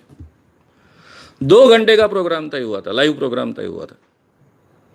40 मिनट में उन्होंने निपट दिया। सामने के व्यक्ति के शब्द पकड़कर मैं उसको जब उल्टा करने लग गया, मैं नाम नहीं लूंगा, ये अवेलेबल है, आप सुन सकते हो। मैं जो कहता हूं उसके बारे में मुझे बहुत अच्छे ढंग से जानकारी होती है, इसको कैसे किया जा सकता है इसकी जानकारी होती है, इसलिए मैं कहता हूं। अब जो लोग सम्मोहन को मानते हैं, सीधी बात है, एमनेशिया क्रिएट हो सकता है ये अगर उनको समझता नहीं तो क्या थियरी जानते हो, क्या प्रैक्टिकल जानते हैं। ये कॉमन पार्ट है। खुद डॉक्टर जे बी आठवले की किताब में मैंने विस्तार से ये बात कही है। आप सनातन के बारे में जो 2 मेरे व्याख्यान हो चुके हैं वो उनको सुन लीजिए। खुद डॉक्टर जे बी आठवले के किताब में 2 जगह लिखा है, एमनेशिया क्रिएट करने का तरीका स्पाई के लिए कैसे ढंग से उपयोग में लाया जाता है। स्पाई को जब भी कोई ऐसी जानकारी दी जाती है कि जो शत्रु राष्ट्र के किसी व्यक्ति के हाथ में नहीं गिरनी चाहिए, तो उस जानकारी के साथ में कोडवर्ड दिया जाता है। वो जानकारी कहीं लिखी नहीं जा सकती है, इसलिए उसके दिमाग में ही डाली जा सकती है, और उसको कोडवर्ड दिया जाता है कि ये कोडवर्ड यूज करने के बाद ही ये जानकारी तुझे याद आएगी, अदरवाइज ये जानकारी तुझे याद नहीं आएगी। इसलिए उस स्पाई को अगर जब कोई भी पकड़ता है तो चाहे उतनी कोशिश करे तो भी वो जानकारी नहीं निकाल पाता है। जब इसका जो भी वो कोडवर्ड तय है वो कोडवर्ड उपयोग में लाया जाएगा तभी वो जानकारी उसको याद आएगी। ये खुद डॉक्टर जे बी आठवले की जो किताब है क्लिनिकल हिप्नोसिस नाम की, उस पर लिखा है। उसमें लिखा है एमनेशिया कैसे क्रिएट किया जा सकता है। जिस बच्ची पर 9 साल के थी उस पर रेप हुआ था, उसके काका ने किया था, उसके बहुत बुरे असर उसके पूरे जीवन पर हुए थे। ये जो रेप उस पर हुआ था वही पूरी तरह से वहां से इरेज किया गया। वहां से पूरी तरह से इरेज किया गया, ऐसा कहा उन्होंने अपने बुक में लिखा है। वो बहुत अच्छे थेरेपिस्ट थे, जब प्रामाणिक थेरेपिस्ट थे तब वो ये बातें उन्होंने लिख के रखी है। तो मैंने इतना ही कहा कि इन सब का उपयोग कर कर इस ढंग से सम्मोहन का उपयोग किया जा सकता है। आप विश्वास रखें ना रखें, मुझे कुछ बिगड़ता नहीं है, लेकिन जो इन्वेस्टिगेटिव अथॉरिटीज़ होती है पुलिस की, वो खुद आकर मुझसे कहती है कि सर आपकी बात सही है। हमको अलग अलग ढंग के जो भी गुनहगार लोग होते हैं उनको हैंडल करने की आदत है, लेकिन जब इनके लोग पकड़े जाते हैं ये कोई जानकारी नहीं देती हैं, और ये एटीएस के अधिकारी कहते हैं कि जिनको अलग अलग ढंग के ये टेररिस्ट हैंडल करने की आदत है, वो भी कहते हैं जब हमको जानकारी नहीं मिलती सर आपकी थियरी हमको माननी पड़ती है, दूसरा कोई हमारे पास चारा नहीं होता है। तो आप रखें ना रखें, आपका ज्ञान कितना है इसके आधार पर आप आगे की बात समझ पाओगे। अब उसके लिए मैं क्या कर सकता हूँ? मैं जो कह रहा हूँ वो 100% सही है। ये पॉसिबिलिटीज़ है, ये पॉसिबिलिटीज़ कैसे हैं क्या है, ये सब बातें मैंने विस्तार से रखी हैं। जो भी हिप्नोथेरेपिस्ट आपको मिलेगा उसको पकड़कर मेरे सामने ले आइए, मैं उसकी पूरी क्लास लूँगा, चाहे उसको 10 डिग्रियाँ हो चाहे 50 डिग्रियाँ हो। आपके सामने सिद्ध कर दूंगा कि आइदर इसको थेरेपी का कुछ मालूम नहीं है या फिर ये थेरेपी का इस ढंग से उपयोग किया जा सकता है, ये उसके ध्यान में ला कर दूंगा। दो में से एक, ये मेरे आपके सामने चैलेंज रहा। ऐसे हिप्नोथेरेपिस्ट को पकड़कर लाइए। आगे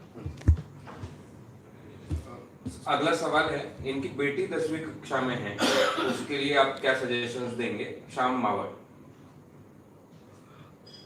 इनकी बेटी 10वीं कक्षा में है, उसके बारे में क्या सजेशंस देंगे, यानी किस पढ़ाई के बारे में कैसे करें? वो तो मैंने जाहिर तरीके से जो सबको बोला है वही है कि आप जो भी पढ़ाई करना चाहते हो, आज का जो व्याख्यान है ध्यान से सुनिए।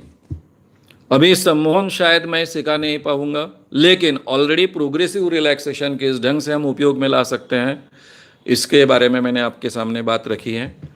जो भी पढ़ाई के सजेशंस हैं वो सजेशंस आप प्रोग्रेसिव रिलैक्सेशन में जाने के बाद, मैंने जो बोला है 30 सेकंड की गैप है, उस गैप को बढ़ा दीजिए और वहाँ पर वो सजेशंस दीजिए, शायद कुछ अच्छे आएंगे, पढ़ाई का समय बढ़ा पाएंगे, पढ़ाई में की रुचि बढ़ा पाएंगे।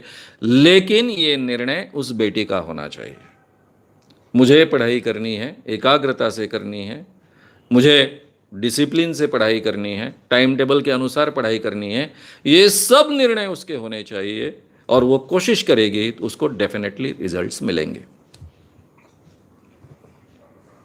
अगला सवाल है, आपने जो भी परफॉर्मेंस एनहांसमेंट स्किल्स पढ़ाने के बारे में या जो बताया था हिप्नोटिज्म का या रिलैक्सेशन का इस्तेमाल, तो वो जब वैसी कोई जरूरत हो तभी करना चाहिए कि प्रैक्टिस हमेशा ऐसे कंटिन्यू करनी पड़ती है कि जरूरत हो तब कर दिया तो हो जाता है? अर्जुन गायकवाड़ इनका सवाल। अर्जुन गायकवाड़ जी का सवाल है कि सम्मोहन के जरिए जो भी आपकी क्षमता बढ़ानी है या फिर स्किल्स का उपयोग करना है, तो वो प्रैक्टिस हमेशा करनी होती है या फिर जब ज़रूरत गिरेगी तब करनी होती है। अब आप उस स्किल्स का क्या उपयोग करते हो इस पर डिपेंड है। उदाहरण के तौर पर अगर आप भाषण कला में पारंगत हो तो आप साल में एक बार भाषण देने के लिए खड़े होंगे तो होगा क्या? अच्छे ढंग से आप भाषण दे पाओगे क्या? आप बहुत अच्छे खिलाड़ी हो, आप हॉकी खेलते हो, साल में एक बार आप खेलने के लिए उतर जाओगे तो अच्छा हॉकी खेल पाओगे क्या? हाँ, खेल पाओगे, भूलोगे नहीं। आप 2 साल बाद भी पहली बार साइकिल चलाओगे तो चला पाओगे, लेकिन उतनी अच्छे ढंग से नहीं चला पाओगे। इसके लिए कोई भी स्किल का एनहांसमेंट करने के लिए लगातार आपको प्रैक्टिस करनी पड़ती है। और ये जो माइंड प्रोग्रामिंग होता है, ये एक्चुअल मैदान में जो प्रैक्टिस होती है उससे अलग होने के बावजूद ये भी प्रैक्टिस ही होती है। तो इसके लिए अगर आपको स्किल्स का हमेशा उपयोग करना है तो आपको बार बार प्रैक्टिस करनी होती है। और सम्मोहन ऐसा विषय है कि जिसकी डेली प्रैक्टिस आपको किस ना किस कारण होती है। आपको अगर बीमारियों से अलग रहना है, तंदुरुस्त रहना है, तो आपको लगातार सम्मोहन की प्रैक्टिस करनी पड़ेगी। अब इसके लिए एक ही चीज़ के लिए करने की जरूरत नहीं है, इसमें तो आप 10 बातें बोल सकते हो अपने आप को। आप अपनी बीमारियों के लिए भी यानी तंदुरुस्त रहने के लिए भी प्रैक्टिस कर सकते हो, उसी प्रैक्टिस में आप स्किल्स बढ़ाने के लिए उसका उपयोग कर सकते हो, उसी प्रैक्टिस में और 4 बातें आप कर सकते हो। तो इसलिए कोई भी स्किल्स का आपको कैसे उपयोग करना है, क्षमताएं कैसे बढ़ानी है, एक बार आपने कोई भी गोष्ट यानी कोई भी चीज प्राप्त की, स्किल प्राप्त किया, तो उसको अगर आप हमेशा उपयोग में लाओगे तो ही उसको अच्छे ढंग से आप उपयोग में ला पाओगे, नहीं तो इतने अच्छे ढंग से आप उपयोग में नहीं ला पाओगे। एक चीज अगर आपने प्राप्त की तो आप आसानी से भूलते नहीं हो यहां, लेकिन उसका सटीक मोर इफेक्टिव उपयोग अगर आपको करना है तो आपको हमेशा प्रैक्टिस करनी पड़ती है, और यही नियम सम्मोहन के बारे में भी लागू होता है। अब मास हिप्नोटिज्म क्या है? यूट्यूब से सवाल है, नाम नहीं होता। मास हिप्नोटिज्म, मास हिप्नोटिज्म नाम की क्या चीज है भाई? मास हिप्नोटिज्म नाम की कोई चीज नहीं होती है। पूरा का पूरा मास हिप्नोटाइज नहीं हो सकता है। हिप्नोटिज्म इस शब्द का अगर जो अर्थ हम हिप्नोटिज्म शास्त्र कर ले रहे हैं उस सेंस में, पूरे मास को हिप्नोटाइज कर दिया है ना, इंप्रेस कर दिया, यहां तक बात होगी तो ठीक है। कि कोई वक्ता ऐसा होता है कि जो अपना भाषण सुनने के बाद में 90-100% लोग बहुत इंप्रेस हो जाते हैं, पूरे मास को हिप्नोटाइज कर दिया, ऐसा हम कभी कभी कहते हैं। उस सेंस की बात नहीं कर रहा हूं मैं। हिप्नोटिज्म में यानी उस अवस्था में ले जाने की क्षमता, या फिर उस अवस्था में सब लोग जाते हैं क्या? सब लोग कभी भी जाते नहीं हैं। पूरे मास को हिप्नोटाइज नहीं किया जा सकता है। यह मास में का कुछ हिस्सा बहुत अच्छे ढंग से हिप्नोटाइज हो सकता है, यानी ग्रुप हिप्नोटिज्म पॉसिबल है, मास हिप्नोटिज्म पॉसिबल नहीं है। ये हमेशा याद रखना। उसमें भी मास ने अगर तय किया कि मुझे हिप्नोटाइज नहीं होना है तो दुनिया का कोई भी व्यक्ति उनको हिप्नोटाइज नहीं कर सकता है, ये जाहिर तरीके से मैंने आपसे कहा है। लेकिन अगर आप पहले से डीप ट्रांस में जाने की क्षमता वाले लोग चुनो, और फिर वहां 2000 लोग हो या फिर 5000 लोग हो, वो 5 के 5000 लोग हिप्नोटाइज हो जाएंगे, क्योंकि पहले ऑलरेडी इस व्यक्ति के जरिए वो हिप्नोटाइज हो चुके हैं, डीप ट्रांस में जाने की क्षमता रखते हैं। इसलिए ये पूरे के पूरे 5000, 10,000, 50,000 लोग एट ए टाइम हिप्नोटाइज हो पाएंगे। ये बाबाओं के बारे में हो सकता है, क्योंकि बाबा के जो भक्त होते हैं वो अगर पहले से बाबाओं के शब्दों के कारण हिप्नोटाइज होने की उनको आदत है, तो आपको लगेगा पूरे के पूरे 50,000 लोग हिप्नोटाइज हो गए। थोड़ा प्रमाण कम ज़्यादा हो सकता है, कोई ज़्यादा डीप में गया है, कोई थोड़ा कम डीप ट्रांस में गया है, या फिर लाइटर ट्रांस में है, लेकिन वो ट्रांस में जाएगा। ये वहाँ संभव होता है, पहली बार नहीं पॉसिबल। अगर वो बार बार बाबा के उस जिसको हम सत्संग कहेंगे, सत्संग के नाम पर हिप्नोटिज्म चलते हैं, तो यहाँ ये पॉसिबल है। लेकिन फिर भी उसको मास हिप्नोटिज्म नहीं कहा जाता है, क्योंकि ये मास नया नहीं होता है, पुराना मास होता है, यानी पहले से वो हिप्नोटाइज हुए लोग होते हैं, इसलिए नहीं कहा जाता है। इसलिए मास हिप्नोटिज्म ये जो टर्म है वो साइंटिफिक टर्म नहीं है, मास को कभी हिप्नोटाइज नहीं किया जा सकता। और मंगेश थुल, सॉरी नाम बाद में बताता हूँ। क्रिस्टल्स में कुछ एनर्जी होती है क्या? और वैसा ही दूसरा सवाल है, फेंग शुई या बाकी यंत्र वगैरह आजकल बताई जाती है वास्तुशास्त्र में, जिनसे सकारात्मक ऊर्जा निर्माण होती है, ऐसा बोला जाता है, तो ऐसा होता है क्या? और एक तो सवाल ले चुके हैं कि पॉजिटिव नेगेटिव एनर्जी होती है, तो भी इसमें जोड़ो। क्रिस्टल्स हो, फेंग शुई हो, बाकी कुछ भी हो, ये केवल हमारी अंधश्रद्धाएं हैं। इसके जरिए कोई भी पॉजिटिव नेगेटिव एनर्जी आपके घर में नहीं आती है, आपके इर्द गिर्द नहीं घूमती है। ये केवल अंधविश्वास है, इसके अलावा कुछ भी नहीं है।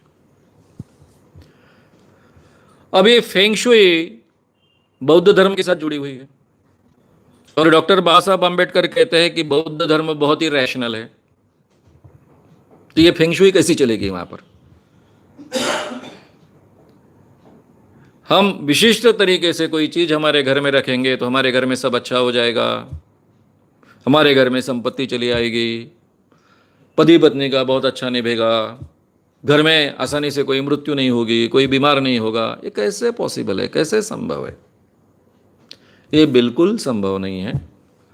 तो ये सभी तरीके अंधविश्वास के हैं। घर में नींबू मिर्ची टांगना क्या, और फेंग शुई का कोई मूर्ति घर में रखना क्या, या फिर कोई क्रिस्टल बॉल रखना क्या, ये एक ही बात है, इसमें कोई अंतर नहीं है।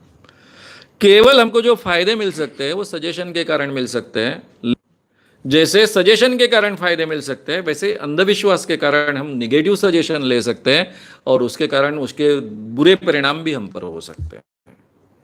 Psychology always works two way, वो कभी एक साइड से, एक वे से। जिन लोगों का इन चीजों पर विश्वास होता है और इन चीजों के कारण वो सजेशन लेते हैं, जैसा मैंने घर में फेंग शुई की कोई मूर्ति रखी तो इस कारण मेरे घर में अच्छा हो जाएगा, ये जो व्यक्ति सजेशन, वही व्यक्ति अगर किसी कारणवश वो मूर्ति नीचे गिरकर फूट गई तो मेरा बहुत बुरा होगा, ये भी सजेशन लेगा और अपना नुकसान करवा लेगा। सही बात यह है कि ऐसे कोई परिणाम होते नहीं, ये फैक्ट है। केवल हम मन में सजेशन लेने के कारण जो परिणाम हो सकते हैं वो होते हैं। उसके बारे में मैं कई बार नींबू मिर्ची से लेकर तो हर जगह ये बात को, सम्मोहन से लेकर हर जगह ये बात को बार बार स्पष्ट कर रहा हूँ, इसलिए आप तक ये बात अब तक पहुँची होगी। नेगेटिव पॉजिटिव एनर्जी नाम की कोई चीज़ होती नहीं, उसको कोई साइंटिफिक आधार नहीं, ये भी मैं आपके सामने कह चुका हूँ।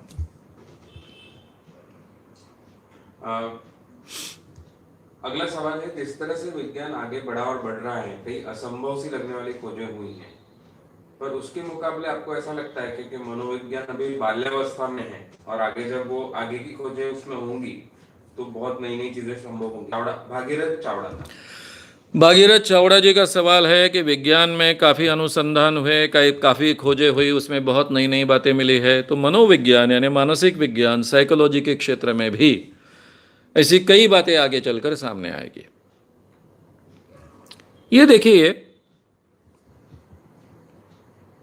मानसिक विज्ञान ये हमारे शरीर के बाहर की चीज नहीं है, हमारे शरीर का हिस्सा है। सबसे पहले ये बात को समझ लीजिए। दूसरी बात, हर व्यक्ति, हर साइंटिस्ट, चाहे साइकोलॉजिस्ट हो चाहे डॉक्टर हो, वो धार्मिक रहा है, वो कहीं अधार्मिक या नास्तिक नहीं रहा है। तो हर साइंटिफिक व्यक्ति ने अपने जीवन में जो धर्म के अनुसार उसके मन में जो धारणाएं आई है उनको ढूंढने की कोशिश की है। साइकोलॉजी के क्षेत्र में भी ये बहुत बड़े पैमाने पर हो चुका है। जो भी मन की क्षमताएं हैं उसके बारे में बहुत चलते आए हैं, आज भी चलते रहते हैं, और इस क्षेत्र में बहुत आगे हम बढ़ चुके हैं। जो हमारी पुरानी मान्यताएं थे, पुरानी मान्यताएं इस क्षेत्र में थी, चाहे टेलीपैथी हो, मैंने के साथ में न बोलते हुए भी एक दूसरे तक अपने विचार पहुंचाने की क्षमता, इसको टेलीपैथी कहते हैं। प्रीकॉग्निशन हो, कल जाकर क्या घटने वाला है, कहां क्या घटने वाला है, ये पहले से मुझे पता चलता है, इसको कहते हैं प्रीकॉग्निशन। तो अमेरिका में क्या चल रहा है, तो है, चाहे रशिया के पावर अपने हाथ में चाहिए थे, उनके भी स्वतंत्र संशोधन चलते रहे। अमेरिका के ड्यूक यूनिवर्सिटी में पैरासाइकोलॉजी का एक डिपार्टमेंट था, वो 75 सालों तक इसमें संशोधन कर रहा था, और 75 सालों के बाद में इस निर्णय पर आया कि यह ऐसी कोई चीज आज तक सिद्ध नहीं कर पाए, इसलिए वो डिपार्टमेंट को बंद कर दिया गया। तो हम ये निष्कर्ष निकाल सकते हैं कि हमारी जो पुरानी धारणाएं थी, वो धारणाएं तो हम जांच चुके हैं, उसमें तो कोई सत्य नहीं मिला है। अब आगे जो अलग अलग, अभी जैसे कि आदमी का मन कितना प्रभावित होता है, किस ढंग से प्रभावित होता है, किन किन चीजों का असर होता है, ये सब स्टडीज तो हमारे चलते रहते हैं। कोई भी इंसान के बारे में जो विज्ञान होते हैं, इंसान को हम प्रयोगशाला में उपयोग में नहीं ला सकते हैं। जैसे हम कोई एक चूहे पर प्रयोग कर सकते हैं या फिर किसी प्राणी पर प्रयोग कर सकते हैं, उस ढंग से हम इंसान पर प्रयोग नहीं कर सकते हैं, इसलिए उसमें 100% परफेक्शन आना बहुत डिफिकल्ट है। ट्रायल एंड एरर मेथड से ही हमको चलना पड़ता है। यही दिक्कत मेडिकल साइंस की है, यही मर्यादा मेडिकल साइंस की है, और यही दिक्कत जिसको हम मनोविज्ञान कहते हैं, साइकोलॉजी कहते हैं, उसकी भी है। लेकिन इसके बावजूद ये बार बार जो हम संशोधन कर रहे हैं, इसमें कल चलकर कुछ आगे की चीज़ें हमको पता चलेगी, ये हो सकता है, लेकिन पुरानी धारणाएं ऑलरेडी हम जांच चुके हैं और वो सही नहीं है, ये हमको पता चल चुका है। आगे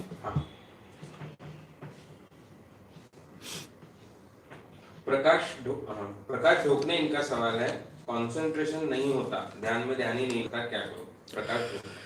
प्रकाश ढोकणे जी का सवाल है, कंसंट्रेशन नहीं होता है, ध्यान में ध्यान ही नहीं लगता है, क्या करूं?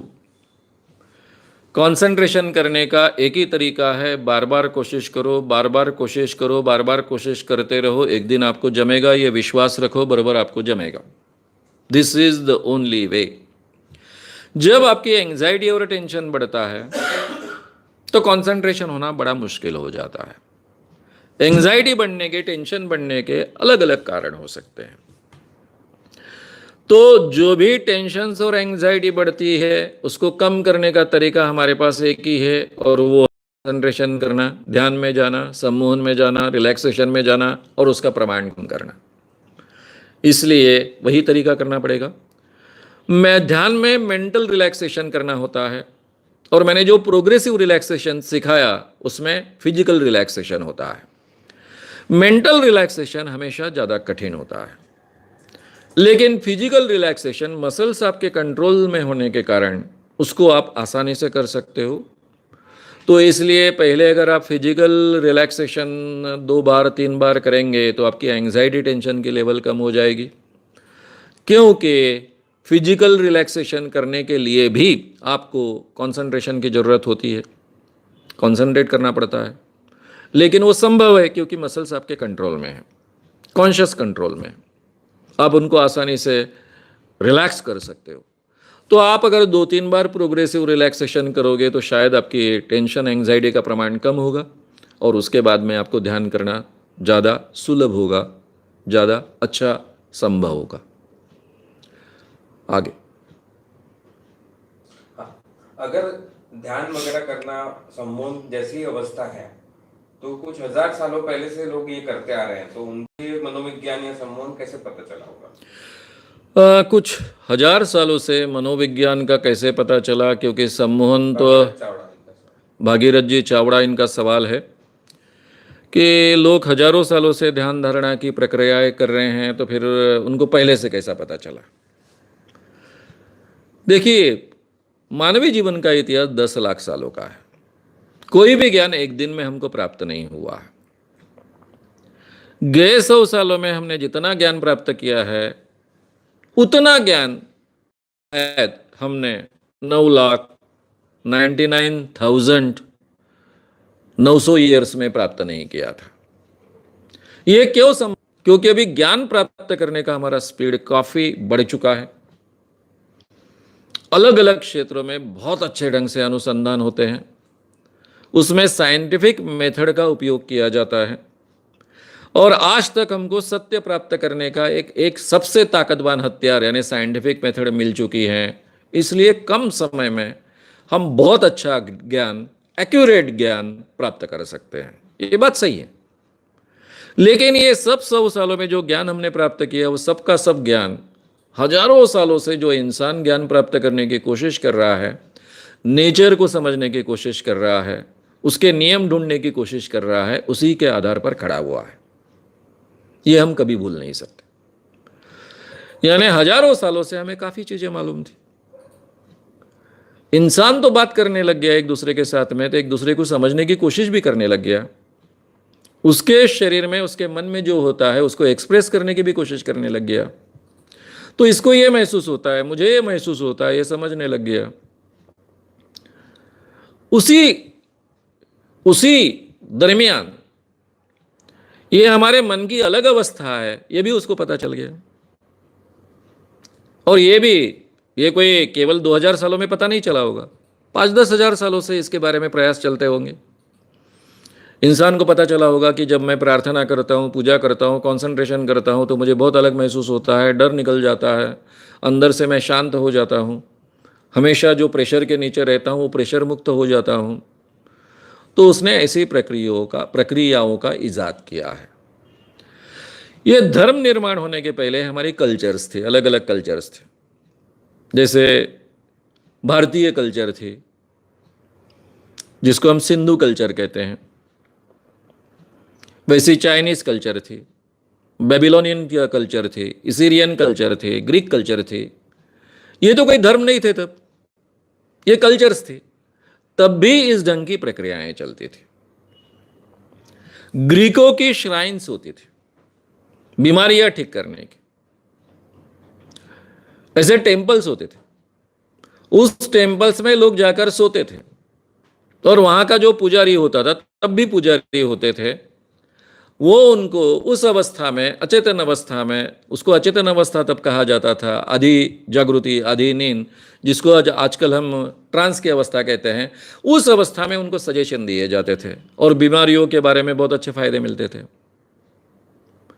तो ये जो श्राइन्स है, टेम्पल्स है, इनका उपयोग रोमन्स में होता था, ग्रीकों में होता था, भारतीय मंदिरों में भी इस ढंग का उपयोग होता था, अलग अलग देशों के बौद्ध मंदिर है, अलग मंदिरों में होता था।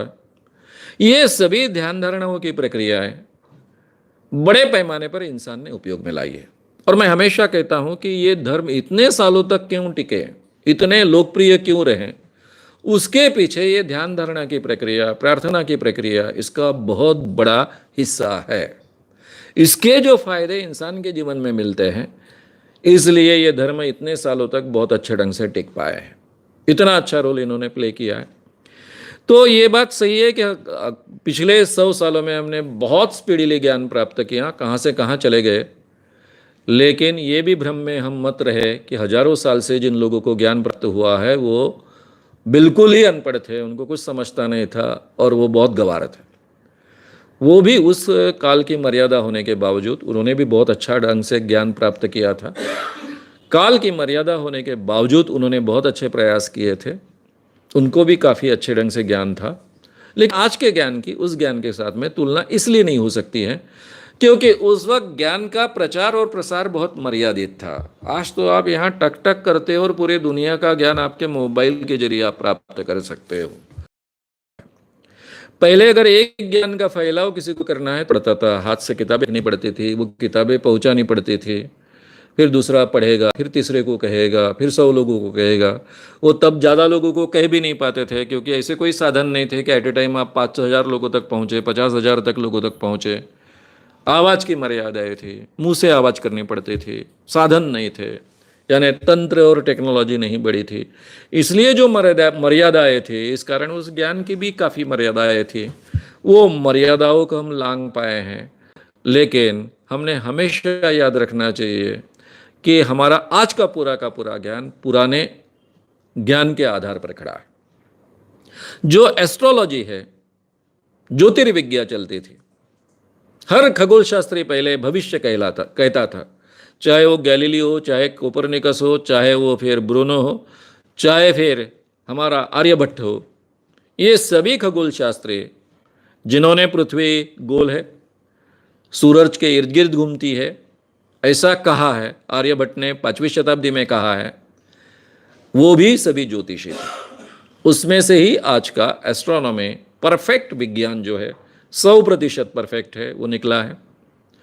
जो विचक्राफ्ट थी, जिसको चेटुक विद्या कहते हैं, ये काली विद्या कहते हैं, उसी में से आज का मेडिकल साइंस डेवलप हुआ है।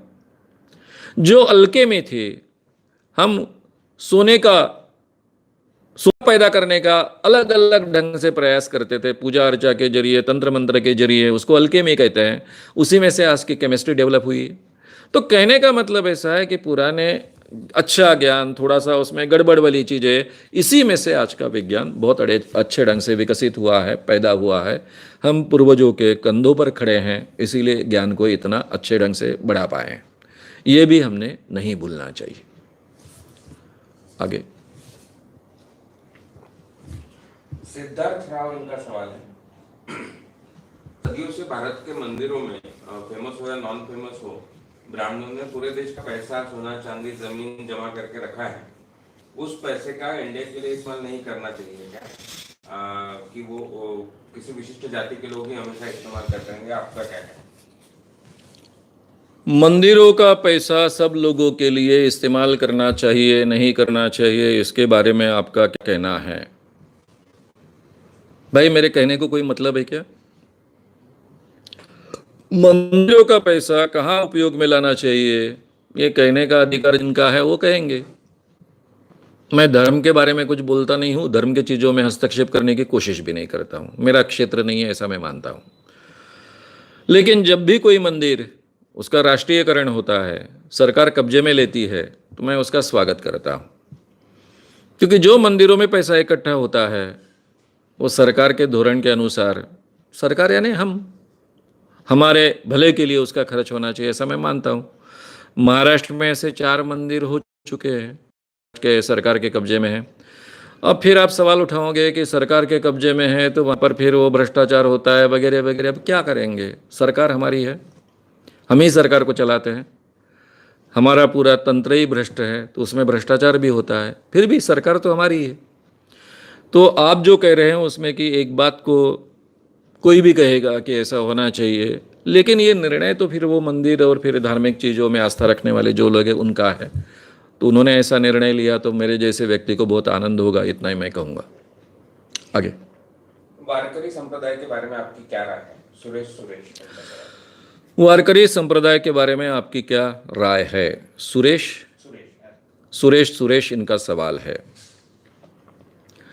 मैं हमेशा कहता हूं कि मैंने जो संगठन शुरू किया, अखिल भारतीय अंधश्रद्धा निर्मूलन समिति, वो तो वारकरी संप्रदाय से प्रेरणा लेकर ही मैंने ये काम शुरू किया है। तो मेरा वारकरी संप्रदाय का मतलब होता है संत ज्ञानेश्वर जी, संत नामदेव जी, श्री संत तुकाराम जी, संत एकनाथ जी, चोखोबा जी, वहाँ से लेकर टुकड़ो जी महाराज और गाड़गे महाराज, इन लोगों ने जो चीज़ें लोगों को सिखाने की कोशिश की, उसको मैं वारकरी संप्रदाय कहता हूँ। वारकरी संप्रदाय के नाम पर बहुत अलग अलग चीज़ें हो सकती है। केवल पंढरपुर में जाना, भजन कीर्तन करना, यहाँ तक ये बात सीमित होती है तो मैं एक हद तक ही उसको महत्व दूंगा, लेकिन वारकरी संप्रदाय उससे बहुत आगे है। वारकरी संप्रदाय का सबसे बड़ा कंट्रीब्यूशन महाराष्ट्र में रहा है, वो 2 चीजों के बारे में रहा है। एक यहाँ की जाति व्यवस्था और खास कर अस्पृश्यता, इसके परे वारकरी संप्रदाय उठ पाया है कुछ हद तक, पूरी तरह से नहीं। आप कहोगे कि आज भी ज्ञानेश्वर जी की पालकी अलग होती है, तुकाराम जी की पालकी अलग होती है, उनमें भी फर्क होता है, भेदभाव होते हैं। ऐसी चीज़ें अभी भी कुछ बाकी है, क्योंकि अमल में लाने वाले लोग उतने संतों को सीख नहीं पाए, या फिर संतों की सीख समझ नहीं पाए, ऐसा हम कहेंगे उसके बारे में। लेकिन ये जातिगत व्यवस्था है, उसका दुष्प्रभाव कम करने का काम वारकरी संप्रदाय ने बहुत अच्छे ढंग से किया है। हर इंसान में अस्मिता जगाने का काम वारकरी संप्रदाय ने किया है। निचली जाति के व्यक्ति को भी तुझे इंसान कर हक है, भगवान प्राप्त करने का भी हक है, ये कहकर, उस जमाने में यही एक तरीका था, तो ये कहकर उसको इंसान कर जीना सिखाया है वारकरी संप्रदाय ने। तो जाति व्यवस्था के क्षेत्र में बहुत अच्छा काम किया, आम आदमी के लिए धर्म और भगवान लाकर दिया। और दूसरी महत्व की बात, लोगों के मन में अंधविश्वास दूर करने का काम ये संत परंपरा ने बहुत ताकत से किया है। और इसलिए मैं मानता हूं, क्योंकि ये दोनों काम मेरे लिए बहुत महत्व के हैं, मेरे काम का वही उद्देश्य है, इसलिए मैं मानता हूं कि ये वारकरी संप्रदाय का जो काम है उसी का एक्सटेंशन मेरा काम है। अखिल भारतीय अंधश्रद्धा निर्मूलन समिति डे 1 से संतों का नाम लेकर काम कर रही है।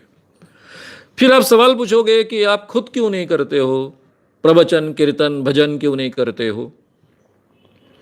उसके पीछे भी गाड़गे महाराज का कारण है। मैंने अंधश्रद्धा निर्मूलन का काम गाडगे महाराज की प्रेरणा लेकर सुरू किया। आमचा देवाधर्माला विरोध नाही, पण देवाधर्माच्या नावावर सर्वसामान्य माणसांचं जे शोषण होतं त्याच्या विरुद्ध ही चळवळ आहे। हमारा हम भगवान और धर्म के खिलाफ नहीं है, लेकिन भगवान और धर्म पर जो शोषण होता है उसके खिलाफ हमारी मूवमेंट है। वो शोषण रोकने के लिए, उनकी ठगी रोकने के लिए मूवमेंट है। ऐसा कर मैं काम करता हूं, मेरा संगठन काम करता है। तो ये प्रेरणा हमने गाडगे महाराज से ली है। और गाडगे महाराज का अभ्यास करते वक्त मेरे ध्यान में आया कि गाडगे महाराज इतना रैशनल आदमी, उसके जीवन में एक अंधश्रद्धा नहीं है, एक अंधविश्वास की बात नहीं है, कोई गलत धारणा उन्होंने अपने जीवन में कभी पाली नहीं है, ना ही अमल में लाई है। बहुत कठोरता से बोलते आए हैं, निडर होकर बोलते आए हैं। इसके बावजूद वो मरने के बाद में अब उनके मंदिर बने हैं, वहां पूजा अर्चा चलती है। जिस व्यक्ति ने अपने पूरे जीवन में स्कूल बांधे, कॉलेजेस बांधे, धर्मशालाएं बांधी लोगों के रहने के लिए, लेकिन एक भी मंदिर अपने जीवन में नहीं निर्माण किया, उस गाड़गे महाराज का मंदिर बनता है, वहां पूजा अर्चा चलती है। हमेशा मन्नत के खिलाफ, नवस के खिलाफ बोलने वाले गाड़गे महाराज, उन्हीं के मंदिर में अब मन्नत बोली जाती है। ये जब मेरे ध्यान में आया कि शायद उनको संतों के साथ में जोड़ दिया, और संतों के साथ में जोड़ने के बाद में उनके साथ में चमत्कार लोग अपने आप जोड़ देते हैं। इसलिए मैंने भाषा गाड़गे महाराज के उपयोग में लाना तय किया, लेकिन तरीका, भाषण का तरीका उपयोग में लाना तय किया, ताकि भजन कीर्तन के कारण संतों की कतार में डालकर उनके साथ में जो चमत्कार जोड़े जाते हैं वैसा अपने मूवमेंट का ना हो, इसलिए। लेकिन मैं अपने आप को वारकरी संप्रदाय के काम का ही एक्सटेंशन करने वाला काम मानता हूं, इतना मैं बहुत स्पष्ट रूप से आपके सामने कहूंगा। अगला सवाल है, मुझे बहुत सपने आते हैं अलग अलग तरह के, और इतने ज्यादा आते हैं कि सोकर उठने के बाद भी पहले से भी ज्यादा थकान महसूस होती है। इसका क्या कारण होगा? समीर सिंह इनका सवाल है। उसी से जुड़ा सवाल है ज्योत्सना बेड़से जी का, कि जब हम सपने देखते हैं तब हम ट्रांस स्टेज में होते हैं।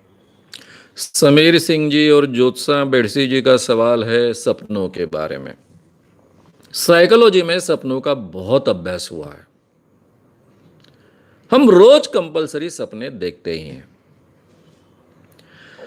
हमारे नींद का जो साइकिल होता है वो 1.5 घंटे का होता है, और हर 1.5 घंटे के बाद में 10 मिनट से लेकर 50 मिनट तक हम सपना देखते हैं। कितना लंबा समय है? हर 1.5 घंटे के एक साइकिल के बाद में 10 मिनट से लेकर 50 मिनट तक हम सपना देखते हैं। ये सपने क्या होते हैं? जो दिन रात हमारे जीवन में घटता है, जिन जिन चीजों को हम फेस करते हैं, उन्हीं के बारे में हमारे मन में सपने उठते रहते हैं। अगर हमारे टेंशन और एंजाइटी बहुत बढ़ गए हैं, किसी कारणवश हम बहुत विचलित हैं, अस्वस्थ हैं, कोई समस्या हमको बहुत तकलीफ दे रही है, तो हमको रात में गहरी नींद नहीं आती। इसका मतलब है 1.5 घंटा हम थोड़ा बहुत सोते हैं, बहुत गहरी नींद में नहीं जाते लेकिन सोते हैं, और 10 मिनट के बजाय 50 मिनट पूरे हमको सपने दिखते रहते हैं। ये सपनों का समय बढ़ जाता है, और ये जो सपने दिखते हैं उसी अवस्था में अगर हम जाग गए तो हमको सब सपने याद आते रहते हैं, और इसलिए हम अस्वस्थ महसूस करते हैं, थका हुआ महसूस करते हैं। उसके पीछे का कारण है क्योंकि हमको गहरी और शांत नींद नहीं आई है। ये सपनों का जो पीरियड है, इसको आरईएम पीरियड भी कहा जाता है, ये नींद से अलग समय है। तब के ईईजी अगर जांचे गए, इलेक्ट्रोएन्सेफेलोग्राम, तो जब हम सोते हैं तब हमारे ये ईईजी 7 से 1 साइकिल पर सेकंड हो सकते हैं। उसमें थीटा होता है 7 से 4 साइकिल पर सेकंड, ये नींद हो गई। 3 से 1 साइकिल पर सेकंड ये डेल्टा रिदम है, इसमें बहुत गहरी नींद होती है। अक्सर अगर हम नॉर्मल बहुत अच्छे ढंग से सोते हैं तो 1.5 घंटे का पीरियड ये इस अवस्था में होता है, थीटा डेल्टा में। डेल्टा यानी गहरी नींद, थीटा यानी नींद। और अल्फा रिदम जो 8 से 12 साइकिल पर सेकंड होता है, रिलैक्स स्टेट होती है। नींद में जाते समय उस अवस्था में हम होते हैं, उठते समय उस अवस्था में होते हैं। लेकिन जब हमारी नींद शुरू है, नींद में हम 7 से लेकर 1 साइकिल पर सेकंड इस ईईजी के पैटर्न में हैं, उसके बीच में कहीं हमारे सपने शुरू होते हैं 1.5 घंटे बाद में। 10 से 50 मिनट तक उस वक्त हमारे ब्रेन के ईईजी 20 साइकिल्स पर सेकंड होते हैं। यह नींद के अलावा अलग से है, यह अवस्था अलग है, लेकिन नींद का एक हिस्सा है।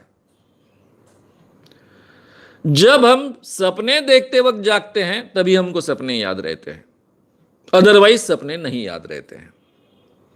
लेकिन जब हम डरावने सपने देखते हैं, बहुत अस्वस्थ होते हैं, टेंशन, हमारी एंजाइटी बढ़ जाती है, हमको शांत नींद नहीं आती है, सपनों का पीरियड लंबा हो जाता है और वही हमको ज़्यादा याद आता है, तब अपने आप को पूरी तरह से रिलैक्स महसूस नहीं करते हैं, थके महसूस करते हैं। सपने एक साइकोथेरेपी का भी काम करते हैं। जो भी हमारे जीवन की अस्वस्थताएं हैं, हमके कई बारे में हमारे मन में इच्छा निर्माण होती है, लेकिन अपने जीवन में हम पूरी नहीं कर सकते, उसको दबा देते हैं। ये दबी हुई इच्छाएं, दबी हुई वासनाएं, दबी हुई बहुत सी चीजें जिसको हम दबा देते हैं संस्कारों के कारण, कई चीजों के कारण, वो मन पूरा करने का काम सपनों के जरिए करता है। तो एक बहुत अच्छे साइकोथेरेपी का भी काम करता है सपना। सपनों के अलग अलग मतलब निकालने की बहुत कोशिश की गई। जो भी हमको सपने दिखते हैं उसके सिंबल्स अलग होते हैं, बहुत भिन्न से सिंबल्स होते हैं। सपने लॉजिकल नहीं होते हैं, इलॉजिकल बहुत होते हैं। यानी हमको एक बहुत अच्छी परी दिख रही है और धीरे धीरे वहां से जाकर उसके बजाय गधी दिखने लगती है, लेकिन कल्पना परी की चलते रहती है। तो सिंबल्स बदलते रहते हैं, इलॉजिकल काफी होते हैं। इसके बारे में बहुत स्टडीज हुए, साइकोलॉजी में बहुत स्टडीज हुए। काफी लोगों ने इन सिंबल्स का अर्थ निकालने की बहुत कोशिश की। इतना ही नहीं, तो इसकी डिक्शनरीज क्रिएट की गई कि ये ऐसा सिंबल देखने का मतलब ये होता है, ऐसा सिंबल देखने का मतलब ये होता है, और उसके आधार पर काफी चीजों का मतलब निकालने की कोशिश की गई। उसमें काफी गलत धारणाएं भी थी। आध्यात्मिक कुछ उसमें से संदेश मिलते हैं, भविष्यकालीन संदेश मिलते हैं, ऐसा भी उसमें से माना गया था। लेकिन ये सब सच नहीं है, ये ध्यान में आया। इतना ही नहीं, तो जो भी सिंबल हमको दिखते हैं सपने में, उसके आधार पर कुछ मतलब निकालना, इसका साइंस कभी भी फिक्स नहीं हो पाया। उसमें कोई रैशनैलिटी नहीं मिली, कोई नियम नहीं मिला। इसलिए आखिरी में सपनों के बारे में ज्यादा सोचना आवश्यक नहीं है, ऐसा मानकर उसको छोड़ा गया। यानी ऐसा सपना दिखा, इसका मतलब ये होता है, ये वगैरह तो सब कब का छूट गया है। लेकिन एक साइकोथेरेपी के लिए भी इसका उपयोग करने के लिए उसके ऊपर इतना ध्यान नहीं दिया जाता है। अब केवल आपको बार बार सपने गिरते हैं, आपको गहरी नींद नहीं प्राप्त होती है, इसका मतलब इतना ही है कि आपके मन में बहुत एंग्जाइटी है, बहुत टेंशन है, आपको रिलैक्स होने की ज़रूरत है। इसके लिए आपने मदद लेनी चाहिए, चाहे मेडिटेशन की मदद लो, चाहे सम्मोहन की मदद लो, कोई रिलैक्सेशन टेक्निक की मदद लो, या फिर डॉक्टर की दवाइयों की भी आप मदद ले सकते हो, जिससे आपको गहरी नींद आनी शुरू होगी। और गहरी नींद आनी शुरू होने के बाद में इतने सपने इस ढंग से दिखना कम हो जाएगा। लेकिन केवल दवाइयों से हल होने वाला ये प्रॉब्लम नहीं है। इसके लिए आपके मन को आपको शांत करना पड़ेगा, टेंशन्स और एंग्जाइटीज़ का प्रमाण कम करना पड़ेगा, नेगेटिव थिंकिंग का प्रमाण कम करना पड़ेगा, तो टेंशन और एंग्जाइटीज़ का प्रमाण कम होगा। अपने बारे में, दुनिया के बारे में ज़्यादा पॉजिटिव आपको सोचना पड़ेगा। ये सब बदलाव भी अपने आप में लाने पड़ेंगे, तो उसके अच्छे रिजल्ट आपको मिल पाएंगे। सपनों में से कोई भी मतलब निकालना बड़ा मुश्किल है, लेकिन हर रात में हमको कंपलसरी सपने गिरते ही है। सपनों के बिना हमारी नींद कभी पूरी नहीं होती है। बहुत गहरी नींद होगी और केवल 10 मिनट तो भी हमको सपने गिरने ही वाले हैं, हर 1.5 घंटे के बाद में। इतना हम याद रखेंगे। आगे अगला सवाल है, क्या हिप्नोटिज्म के द्वारा किसी के दिमाग को रिसेट कर सकते हैं, जैसे मोबाइल को हम करते हैं कि पूरा फॉर्मेट हो जाता है, पूरा डेटा गायब हो जाता है, वैसा किसी के दिमाग पे कर सकते हैं? राजकुमार जगदाळे इनका सवाल। राजकुमार जगदाळे जी, इनका सवाल है कि सम्मोहन के जरिए किसी के दिमाग को पूरी तरह से रिफॉर्मेट कर सकते हैं कि जैसे मोबाइल को किया जाता है। आमतौर पर यह करना संभव नहीं है, क्योंकि पहली बात तो यह है कि वो व्यक्ति सम्मोहन में जाएगा तो अपनी इच्छा से जाएगा। अपने में जो बदलाव करना चाहता है वो अपनी इच्छा से ही करेगा, उसको पहले मान्य होना चाहिए। और मैंने कहा कि एक व्यक्ति अपने आप को पूरी तरह से बदल सकता है। मैं उसका बहुत अच्छा उदाहरण हूं। मेरा जो 20 साल तक का, 19 साल तक का जो व्यक्तित्व था और आज का व्यक्तित्व, इसमें बहुत ही फर्क है, जमीन आसमान का फर्क है। पहले मैंने आपको अपने आप को बदला तो वो सम्मोहन तो मुझे मालूम ही नहीं था। अपने आप को बदला बहुत ही, जिसको हम कहेंगे कि कोई बहुत अच्छे टेक्निक्स मुझे मालूम न होने के बावजूद मैं प्रयास करते गया, बहुत कोशिश करते गया, अपने आप को बदलते गया।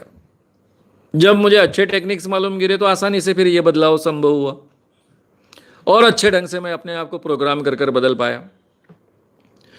आप अपने आप को पूरी तरह से बदल सकते हो, प्रोवाइडेड अगर आपने तय किया है तो।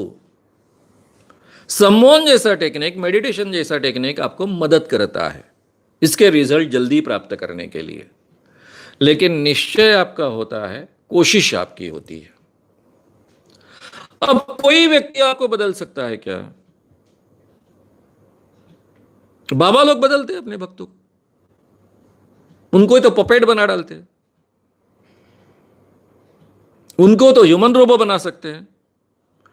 लेकिन शर्त यह है कि पहले शुरुआत में उन्होंने अपने आप को, बाबाओं को पूरा सरेंडर करना चाहिए। और इसी के लिए तो ये इतना बड़ा सब नाटक किया जाता है। आपको मोक्ष प्राप्त करना है, मोक्ष प्राप्त करने के लिए गुरु के सामने पूरी तरह से सरेंडर करना है, कोई भी लॉजिकल थिंकिंग उपयोग में नहीं लाना है।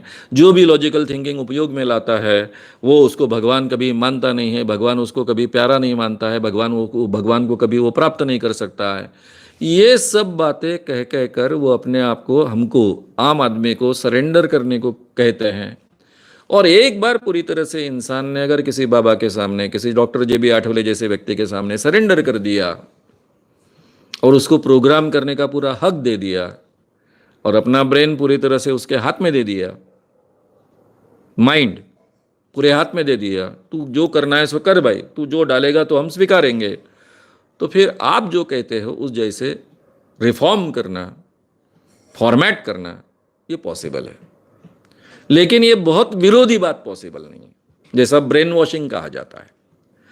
ब्रेन वॉशिंग में जो आपकी आज तक की मान्यताएं हैं उसके टोटली अपोजिट मान्यताएं आपके दिमाग में डालना होता है, वो बहुत डिफिकल्ट है, बहुत डिफिकल्ट है। इसलिए फॉर्मेट करना, ऐसा कहना उसके लिए करेक्ट शब्द नहीं होगा।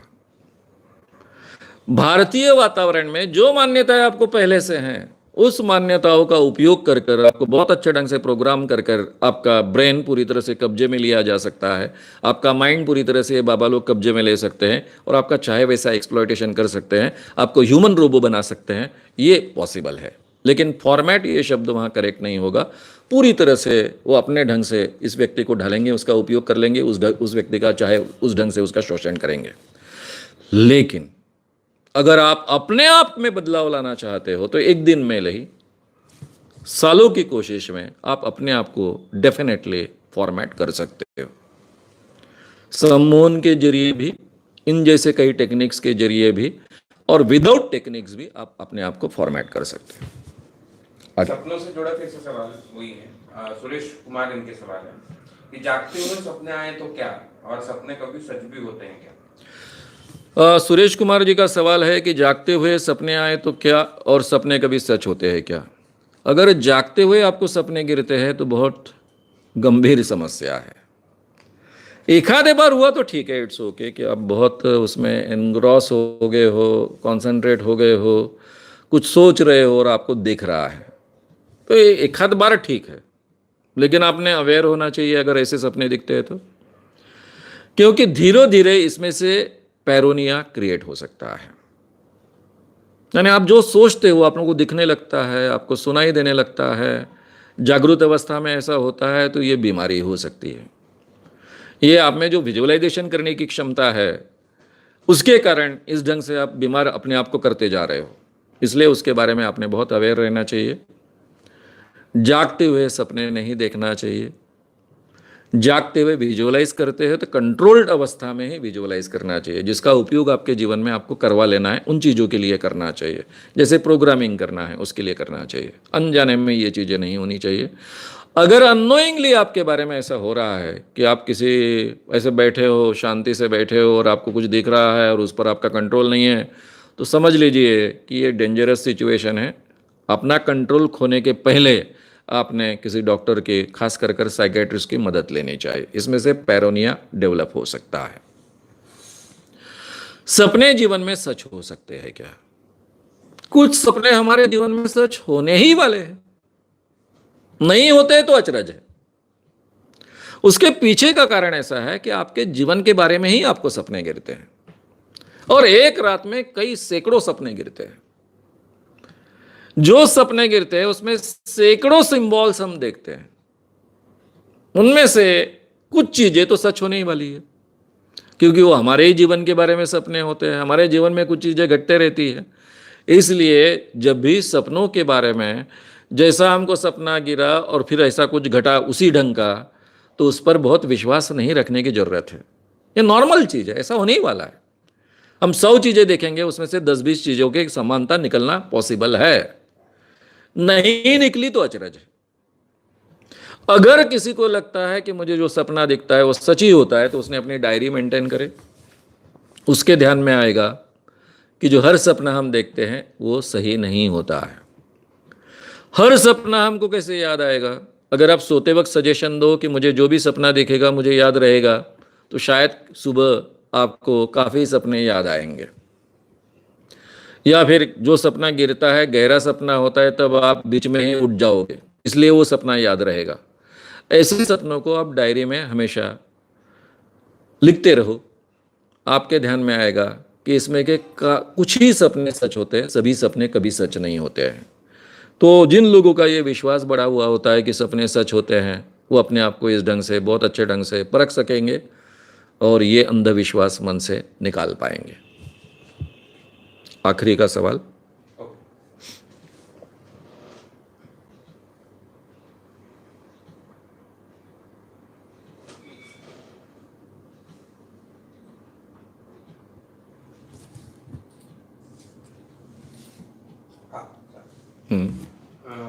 ये जो अभी पुनर्जन्म वाला प्रोग्राम हुआ उससे रिलेटेड सवाल है, को लेना है अभी? ले लिया ना, वो दूसरा लो ना। वो कौन से वीडियो में है आपने पुनर्जन्म वाला? विस्तार से बाद में लेने वाले हैं उसको।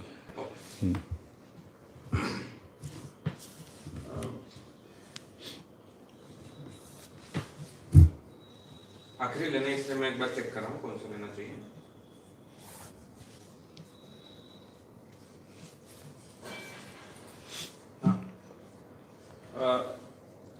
अल-कायदा, तालिबान या आईसिस जैसे संगठन उपयोग करते हैं। अल-कायदा, तालिबान, आईसिस जैसे संगठन भी सम्मोहन का उपयोग करते हैं क्या? जो भी जानकारी दुनिया में उपलब्ध है, उपयोग ये लोग करते हैं, इसके कोई प्रमाण अभी तक मिले नहीं है। लेकिन जो परंपरागत मेडिटेशन की प्रक्रियाएं हैं, मुस्लिम प्रक्रियाएं हैं, उसका तो उपयोग करते हैं, ये सबको मालूम है।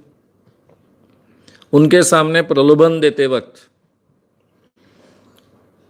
आपने जिहाद करना है, जिहाद करने के बाद में आपको जन्नत महसूस यानी जन्नत नसीब होगी, यानी स्वर्ग मिलेगा, वहाँ हूरे यानी परियां मिलेगी, वहाँ शहद की नदियाँ है, वगैरह वगैरह, ये सब बातें उनके सामने खड़ी की जाती है।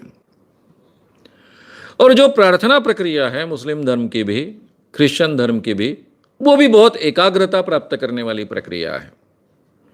और उस एकाग्रता की अवस्था में अगर ये बात कोई मुल्ला उनसे कहता है, मौलवी कहता है, या फिर कोई कहता है, उनका बॉस कहता है, तो शायद उनको ये हेलुसिनेशन हो सकता है, उनको जन्नत भी दिख सकती है, हुरे भी दिख सकती है, ये हो सकता है। यानी जाने अनजाने में इस ढंग के टेक्निक का उपयोग ब्रेन प्रोग्रामिंग के लिए किया जाता है, जिसके आधार पर उनको दूसरे इंसान मारने के लिए तैयार किया जाता है। ये समानता उसमें है। लेकिन सम्मोहन जैसे प्रगत तंत्र ज्ञान का जो रिसर्च ओरिएंटेड है, बहुत ही आधुनिक है, उसका उपयोग करते हुए ये दिखे नहीं है।